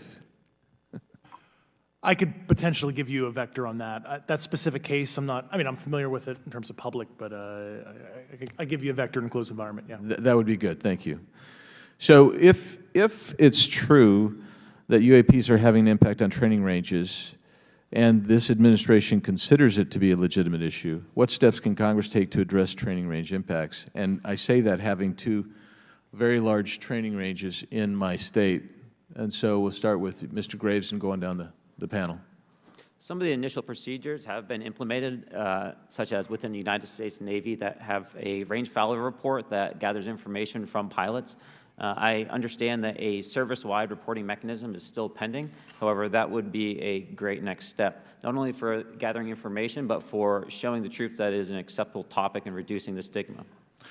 Okay, please, all of you continue. Yeah, as a recipient of a lot of those training range reports, sometimes we only get contextual kind of oral reporting. It'd be nice if they attached all sensor data and there's a system in place that can handle multiple classifications of data. And that's an issue with the F-35, right? That jet was never built to be an ISR platform. And it's a pain in the, we'll just say butt, to get that data off, so, yeah. Great, thank you. Yeah, I would agree with the previous two. Being a user of those training ranges, that the data has to be out there. You have to acknowledge that you're seeing them, and then you have to collect the data. Right now, you get the report, someone says, I saw something, but no one collects the radar data to back it up and do research. Okay. Do you believe that the 2019 classification guidelines for UAPs interferes with the federal government's ability to be transparent with the American people? And do you think we need to be more transparent with the American people? All of you, yeah. I'll say yes to that. Yeah, I'm familiar with at least the UAP Task Force 2019 Security Classification Guide. I think it's fair. I did actually help author that with the director. You got a bias that way then. But I will say, I'll call it a lazy attitude about declassifying videos. I mean, I've seen some of the videos of the recent shoot down, and I saw no reason that couldn't have been released as long as they mask some data. The American people deserve to see that imagery in full motion video. I would think, well, in my opinion, I will say things are overclassified. I know for a fact the video or the pictures that came out in the 2020 report that had the stuff off the East Coast, they were taken with an iPhone off the East Coast. A buddy of mine was one of the senior people there, and he said they were originally classified at TSSCI. And my question to him was, what's TSSCI about these? They're an iPhone Right. literally off the vacapes. That's not TSSCI. So they're overclassified, and as soon as they do that, they go in a vault, and then you all have to look for them. Yeah, so with the overclassification, that may be one way. Are there other ways that the DOD or intelligence agencies are keeping this information from the American people or even from Congress? I think part of that has been not encouraging reporting. If the problem is not something that can be measured, it's not something that's going to be fixed. Okay, very good. Well, I'm out of time, and I thank you, Mr. Chairman, and I yield back. First of all, without objection, Representative Nick Langworthy of New York has waived on the subcommittee for purpose of questioning witnesses at today's subcommittee hearing. And then we go to Mr. Burleson. Thank you, Mr. Chairman. Appreciate you guys coming out today, testifying. Look, I've been here for 6 months, and I'm pretty skeptical. I don't trust anything in this town. And so I think that's because I'm from Missouri. You've got to show me, right? With that being said, there's been a lot of things that have been said in the public, Mr. Grush, and so I want to get down to, if we can, some specifics, right? So at one point you had said that there has been harmful activity or aggressive activity. Has any of the activity been aggressive, been hostile in your reports? I know of multiple colleagues of mine that got physically injured. And the activity, and I got by UAPs or by people within the federal government? Both. Okay, Yeah. so there has been activity by alien or non-human technology and or beings that has caused harm to humans? I can't get into the specifics in an open environment, but at least the activity that I personally witnessed, and I have to be very careful here because they tell you never to acknowledge tradecraft, right? So what I personally witnessed myself and my wife was very disturbing. Okay. One of my constituents actually sent this next question, and I figured I'd ask it since I had the same thought. You've said that the U.S. has intact spacecraft. You said that the government has alien bodies or alien species. Have you seen the spacecraft? I have to be careful to describe what I've seen firsthand and not in this environment, but I could answer that question behind closed doors. Yeah. And have you seen any of the bodies? That's something I've not witnessed myself. Okay, and so with that being said, and the other statement that has been made that was intriguing to me it's intriguing because my view has been that we are billions of light years away from any other system. And the concept that an alien species that's technologically advanced enough to travel billions of light years gets here and somehow is incompetent enough to not survive Earth or crashes is something that I find a little bit far-fetched. And with that being said, you have mentioned that there's interdimensional potential. Could you expound on that? Yeah, to answer your first question, and I'm here as a fact witness and expert, but I will give you a theoretical framework, at least to work off, to kind of espouse crashes, regardless of your level of sentience, right? Planes crash, cars crash, n number of sorties, however high, a small percentage are going to end in mission failure, if you will, as we say in the Air Force. And then in terms of multidimensionality, that kind of thing, the framework that I'm familiar with, for example, is something called the holographic principle. It derives itself from general relativity and quantum mechanics, and that is, if you want to imagine a 3D object such as yourself casting a shadow onto a 2D surface, that's the holographic principle. So you can be projected, quasi-projected from higher dimensional space to lower dimensional. It's a scientific trope that you can actually cross, literally, as far as I understand, but there's probably guys with PhDs that we could probably argue about that. But you have not seen any documentation that that's what's occurring? Only a theoretical framework discussion, yes. Okay. Okay. Occam's razor is that these aircraft, have they been identified that they are being produced by by domestic, military and contractors? Is there any evidence that that's what's being recovered? Not to my knowledge, plus the recoveries predate a lot of our advanced programs that I previously am witting of, so. Would it be safe to say that there could be a scenario today where you have an aircraft that crashes and because it's been involved in one program from one federal agency, and but the agency that retrieves it is not aware of that program, and to them it appears alien in origin? I mean, that's a hypothetical situation. I'm not aware of any historical situation that would match that you described, so. You're not aware, it has not happened that you're aware of? That I'm aware of. Thank you, Mr. Chairman, I yield back.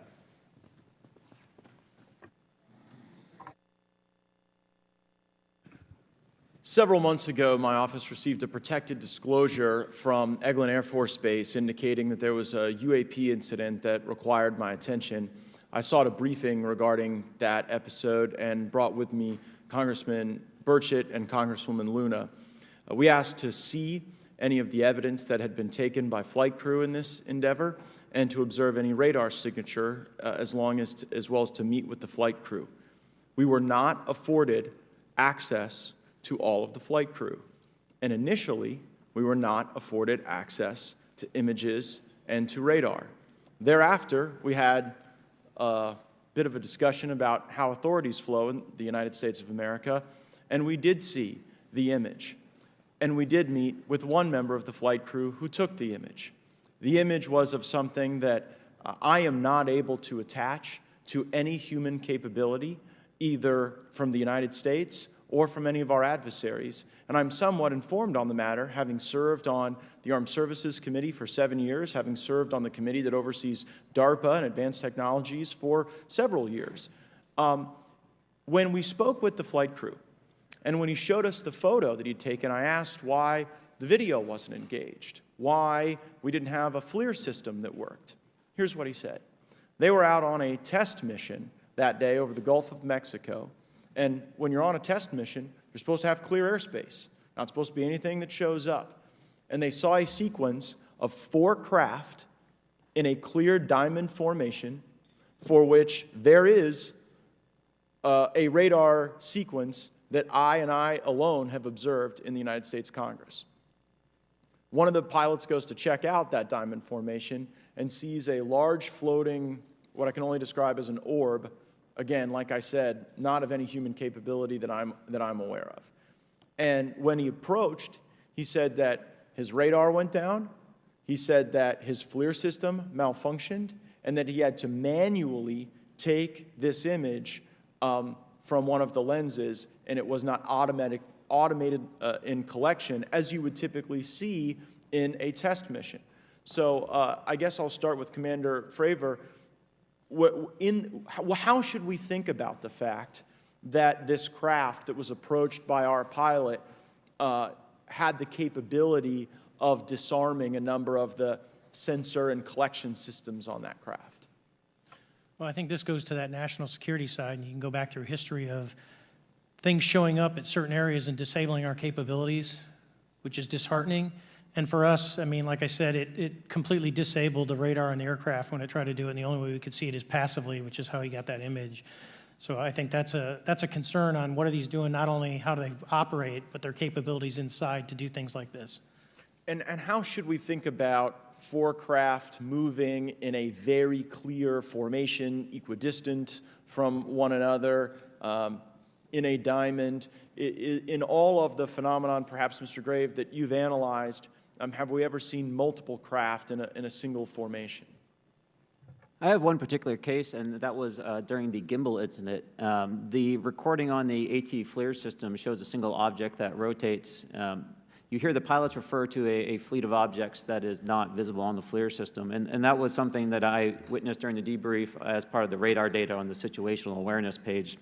I would like to add, however, Congressman, there's a small bit of anger, I would say I would feel that those pilots are still facing that difficulty in reporting this topic, and they don't have the tools to be able to mitigate this issue.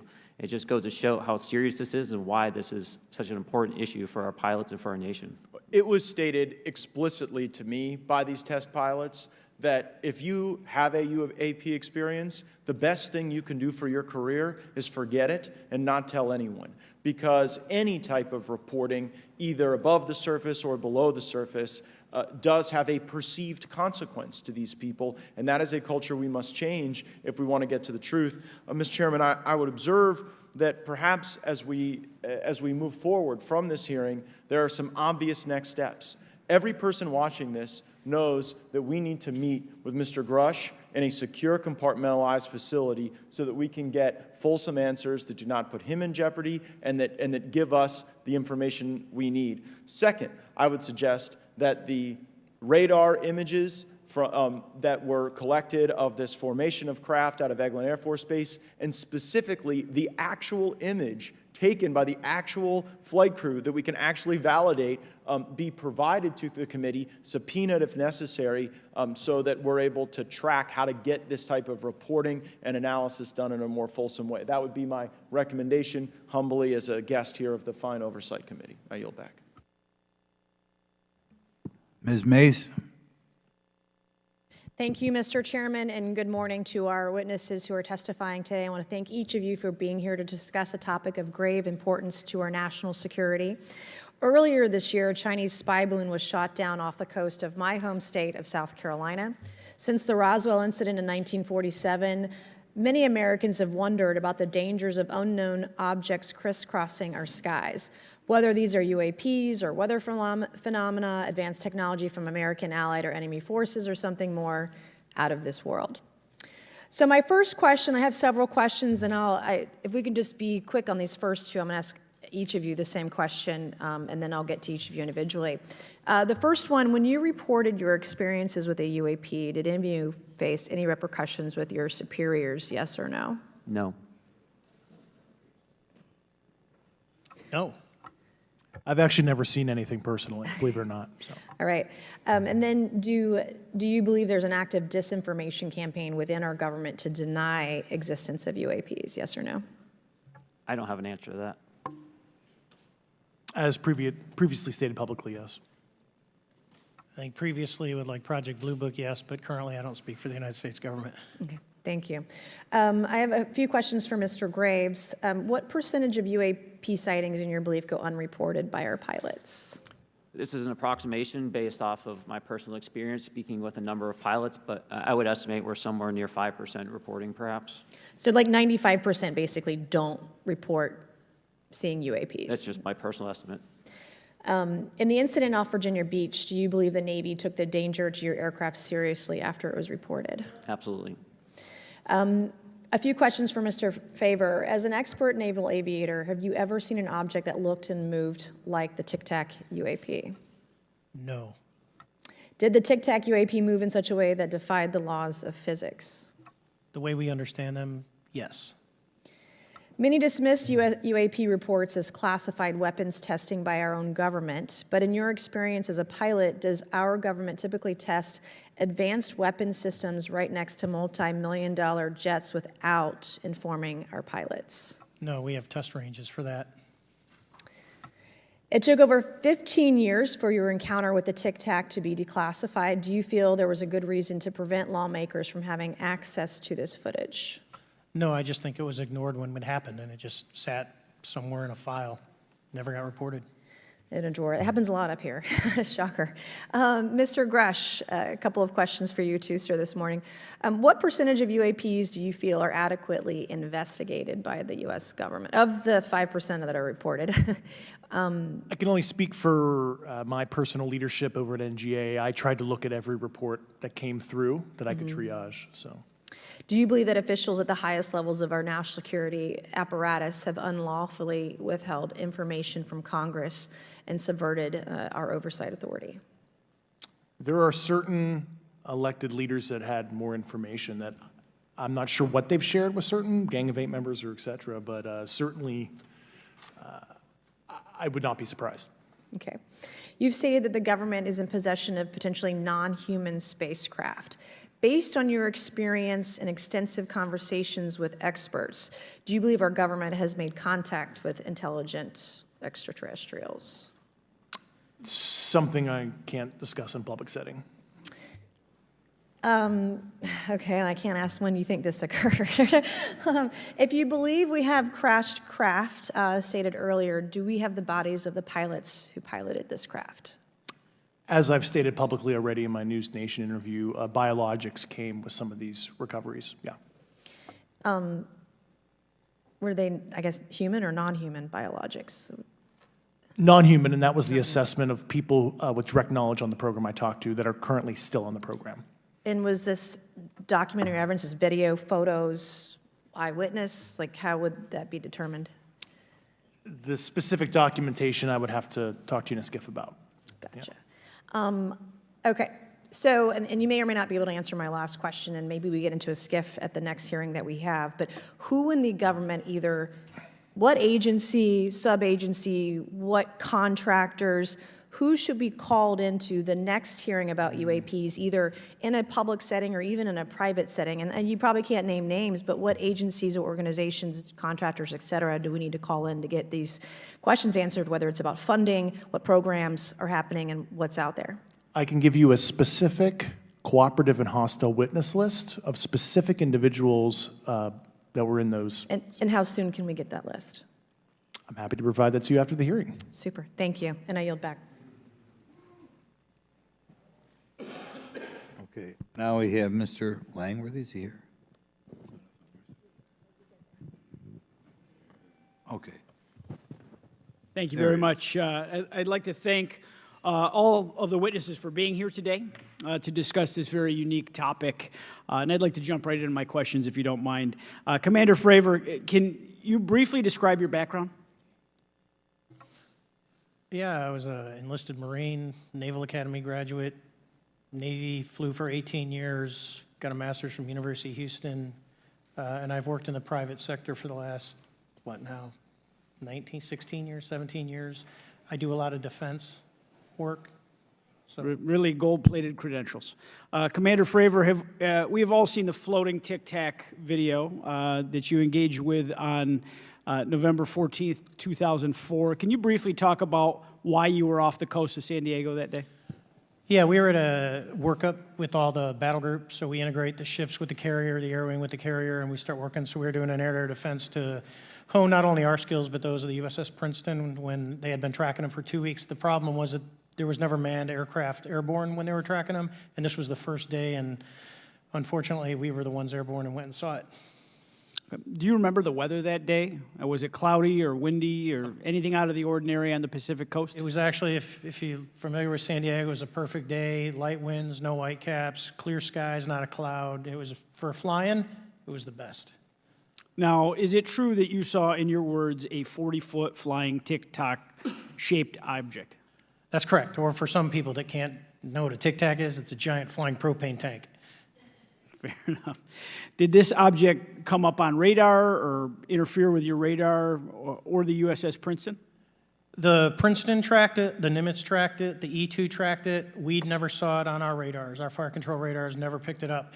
The other airplane that took the video did get it on a radar. As soon as it tried to lock it, it jammed the radar, spit the lock, and he rapidly switched over to the targeting pod, which you can do in the F-18.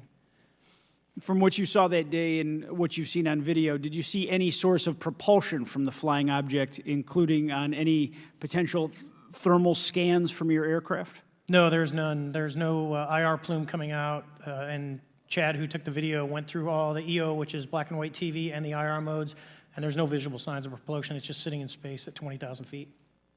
In your career, have you ever seen a propulsion system that creates no thermal exhaust? No. Can you describe how the aircraft maneuvered? Abruptly, very determinate. It knew exactly what it was doing. It was aware of our presence, and it had acceleration rates. I mean, it went from 0 to matching our speed in no time at all. Now, if the fastest plane on Earth was trying to do these maneuvers that you saw, would it be capable of doing that? No, not even close. And just to confirm, this object had no wings, correct? No wings. Now, was the aircraft that you were flying, was it armed? No, never felt threatened at all. If the aircraft was armed, do you believe that your aircraft or any aircraft in possession of the United States could have shot the Tic Tac down? I'd say no. Just on the performance, it would just left in a split second. It looks like that we have a problem here that needs further investigation. Yes. In your belief, is this flying Tic Tac, I mean, is it capable of being the product of any other nation on the earth? No, like I said earlier, I think it defies current material science and the ability to develop that much propulsion. And I know there's been some physicists who have done calculations, which is beyond anything that we have. Well, either the United States has an adversary here in this world that we don't know, or we really have some serious investigations to do. I really appreciate you being here. Is there anything else about the November 14th, 2004 incident that you think is important for this committee to know that you haven't been asked here today? No, it's been said it's probably the most credible UFO sighting in history based on all the sensors that were tracking it, and then for us to get visual and to go against the naysayers that it's something on the screen or whatever. I mean, there's 4 sets of human eyeballs. We're all very credible. Of the 6 of us that were involved in the thing, including the video, every one of us is going to do 20-plus years in the military in very responsible positions. So I'd say the world needs to know that. It's not a joke. Well, thank you very much for your testimony here today for all of you, and I yield back, Mr. Chairman. Mr. Douglas. Thank you, Mr. Chairman, and thank you all for being here and the courage it took to come forward and again, the sacrifice that each of you have made. I serve on the National Security Subcommittee for the Financial Services Committee, so I really want to stay in the national security lane, if I may. So when we think about traditional adversaries and both us towards them and them towards us, we probe their capabilities. We look for weaknesses, and we collect that data, that reconnaissance for in the event we need it in the future. For each of you, yes or no question, based off of your own experience or the data that you've been privy to, is there any indication that these UAPs could be essentially collecting reconnaissance information? Mr. Graves? Yes.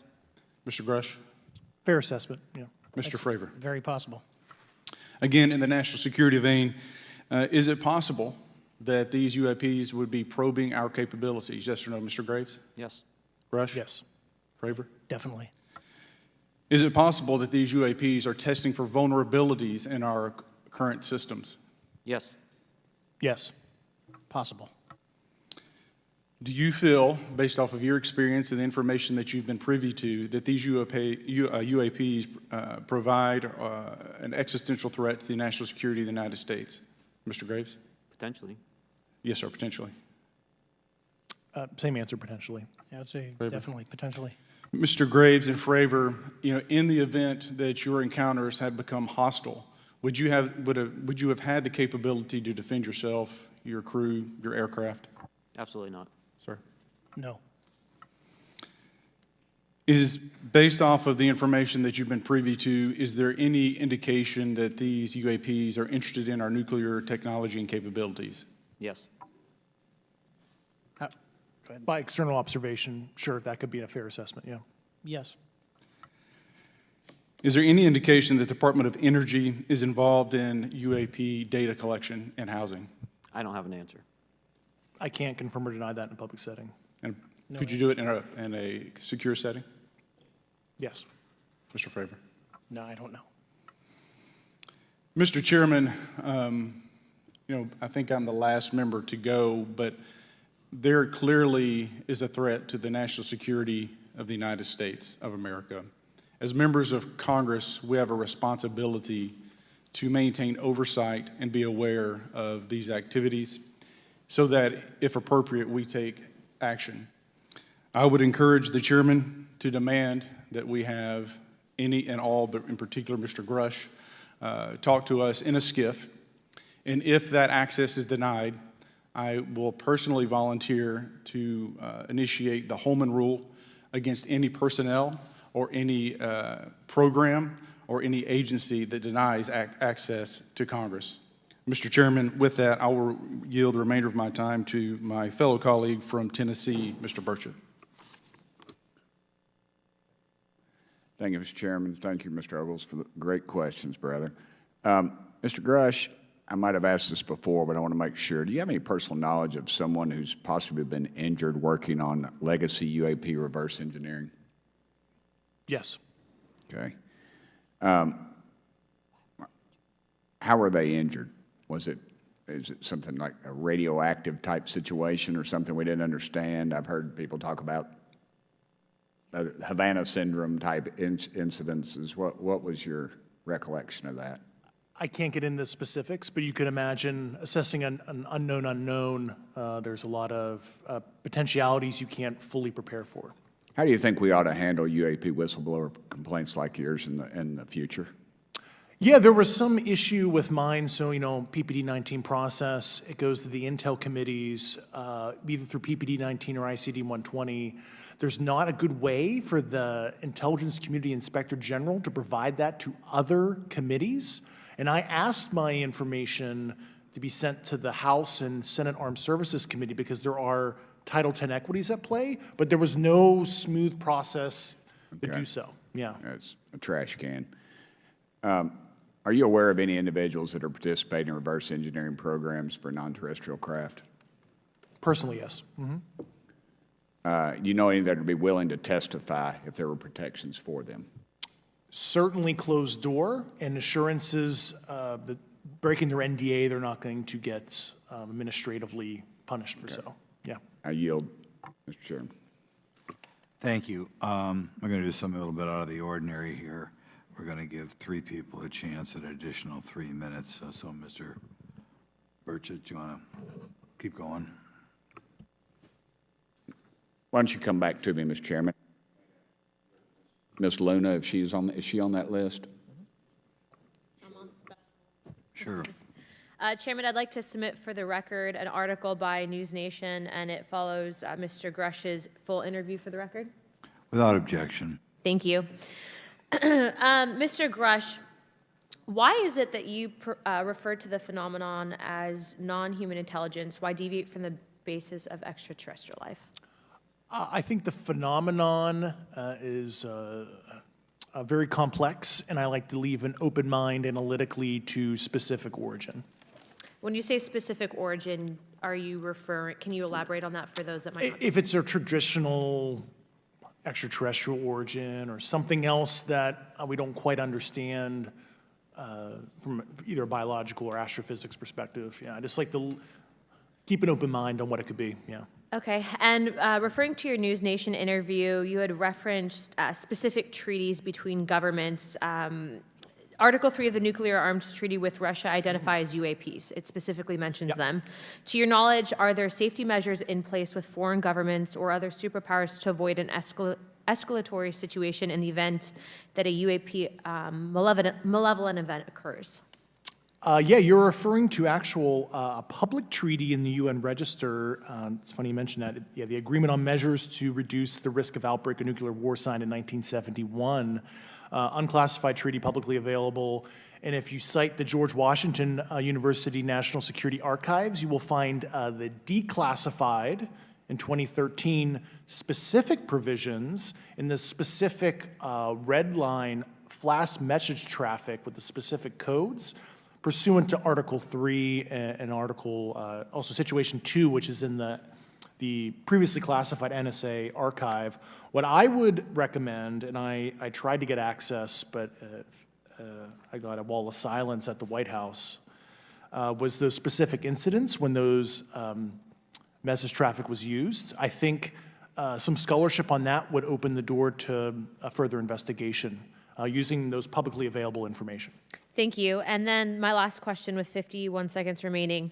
You mentioned white-collar crimes potentially being taking place in regards to a cover-up. Can you please elaborate?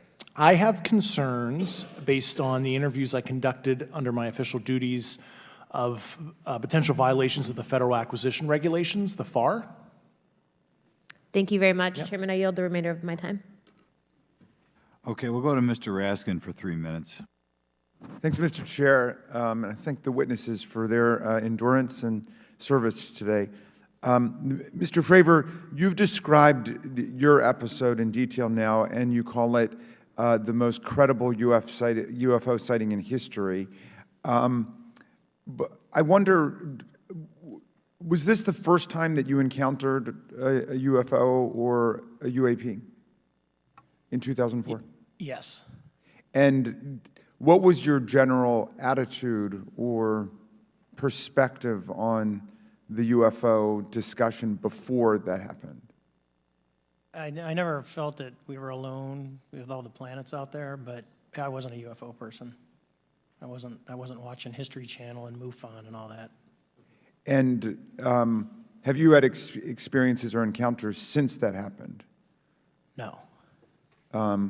And so have you formed any general conclusions about what you think you experienced then?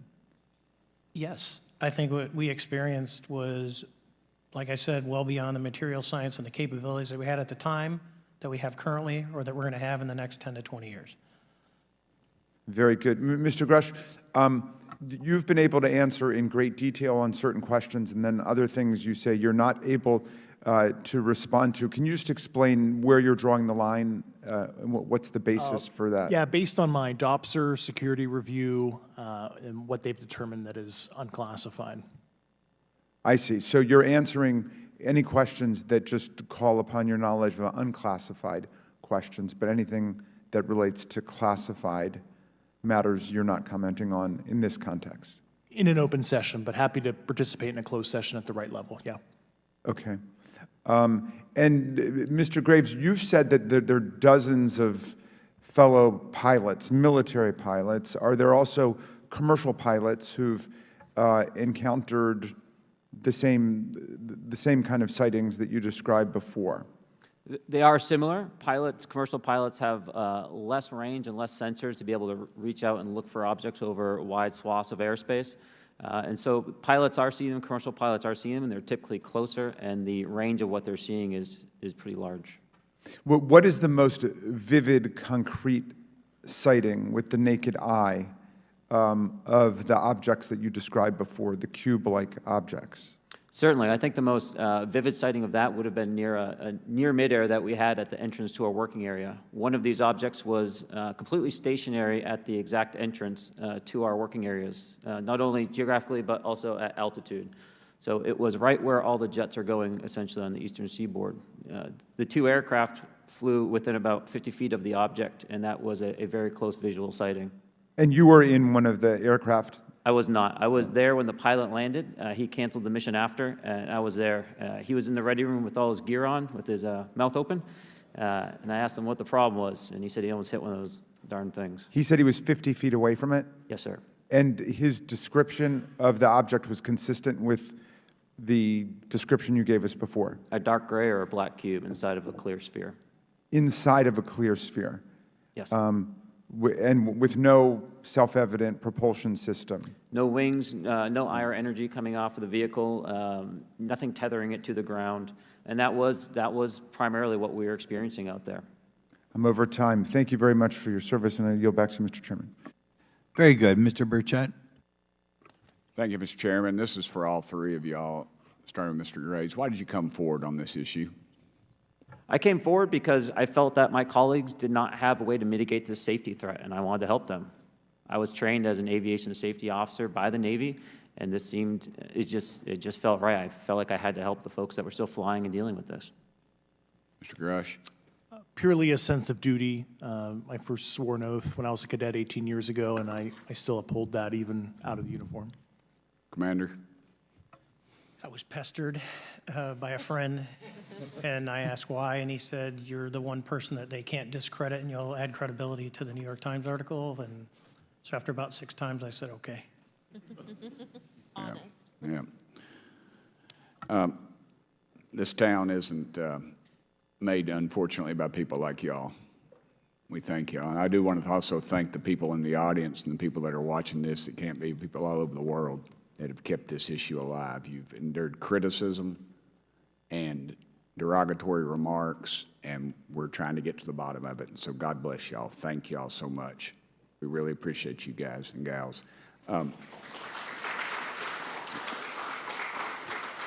That's why we need term limits. Y'all keep clapping, us politicians just keep talking. So let me ask y'all, how can the public contribute to UAP reporting, and what avenues you think are available to the public to report these sightings? Well, right now, I don't think there is a lot of public options for every man to be able to report on this.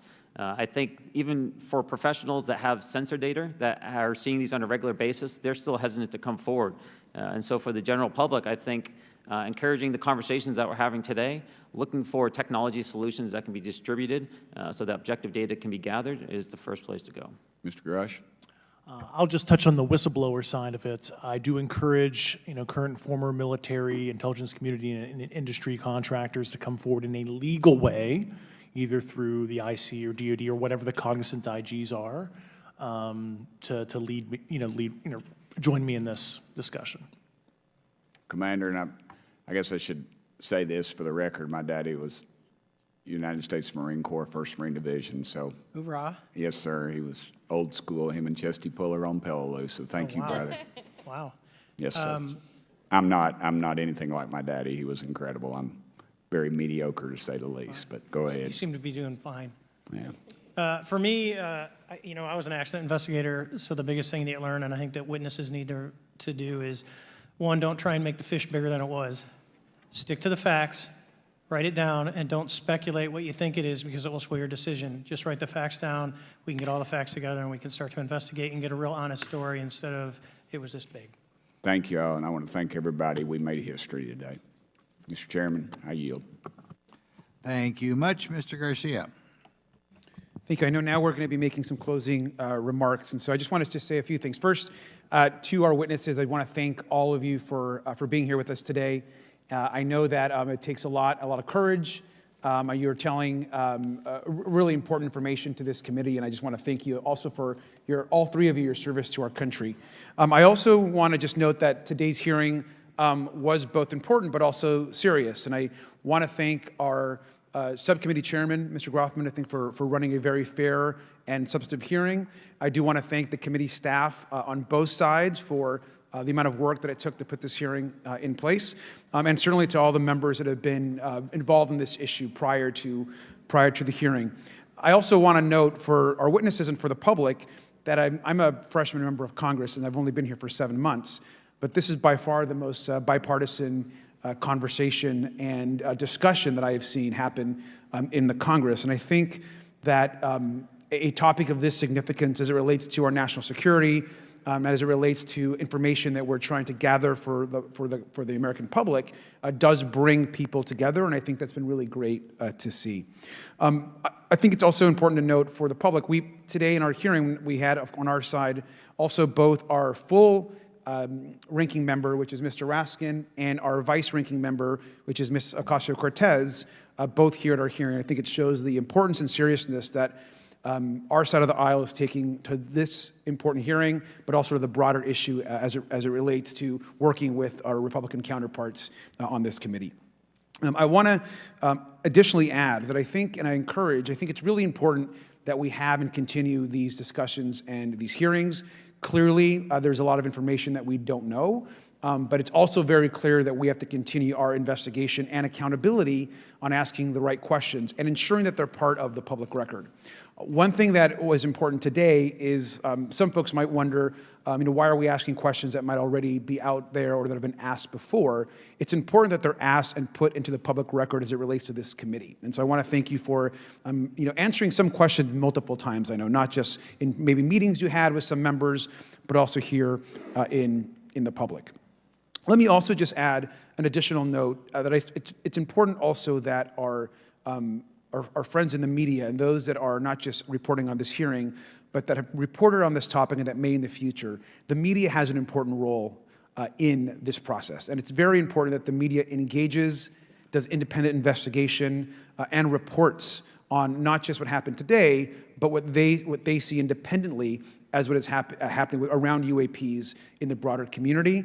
That is also an important public benefit that we have in trying to get the information and the facts as it relates to this. Let me also just say finally that as a teacher and an educator and a longtime teacher and researcher, that I also really believe in following facts, in doing your homework, and in making sure that you follow science as we try to get as most information as possible. And so I want to thank you all for agreeing to do that today. Transparency is a cornerstone of government. We live in a vast galaxy, a lot of unanswered questions, and thank you all for being here today. Mr. Chairman. Thank you. I'd like to one more time thank Mr. Burchett and Ms. Luna for bringing this to our attention. It's a topic that has interested me since I was in school. It was a very illuminating hearing. Obviously, I think several of us are going to look forward to getting some answers in a more confidential setting. I assume some legislation will come out of this. Sure. I apologize, Mr. Chairman. I need to compliment the folks in my office that did a lot of the work on this. Rachel and Noah sitting behind me here. They're very quiet and humble, but if without them, this thing would not have come off like it did, so I apologize. Thank you. I think we're going to want to look into what we can do to make more of this information public. I think there's certainly a time period after which it should always be made public, and people have been concerned about these issues, like I said, since I was in high school. But in any event, I'd like to thank everybody who was here, sticking through the entire hearing. Without objection, the members will have 5 legislative days to submit materials and to submit additional written questions for the witnesses, which will be forwarded to the witnesses for their response. If there's no further business, without objection, the subcommittee stands adjourned.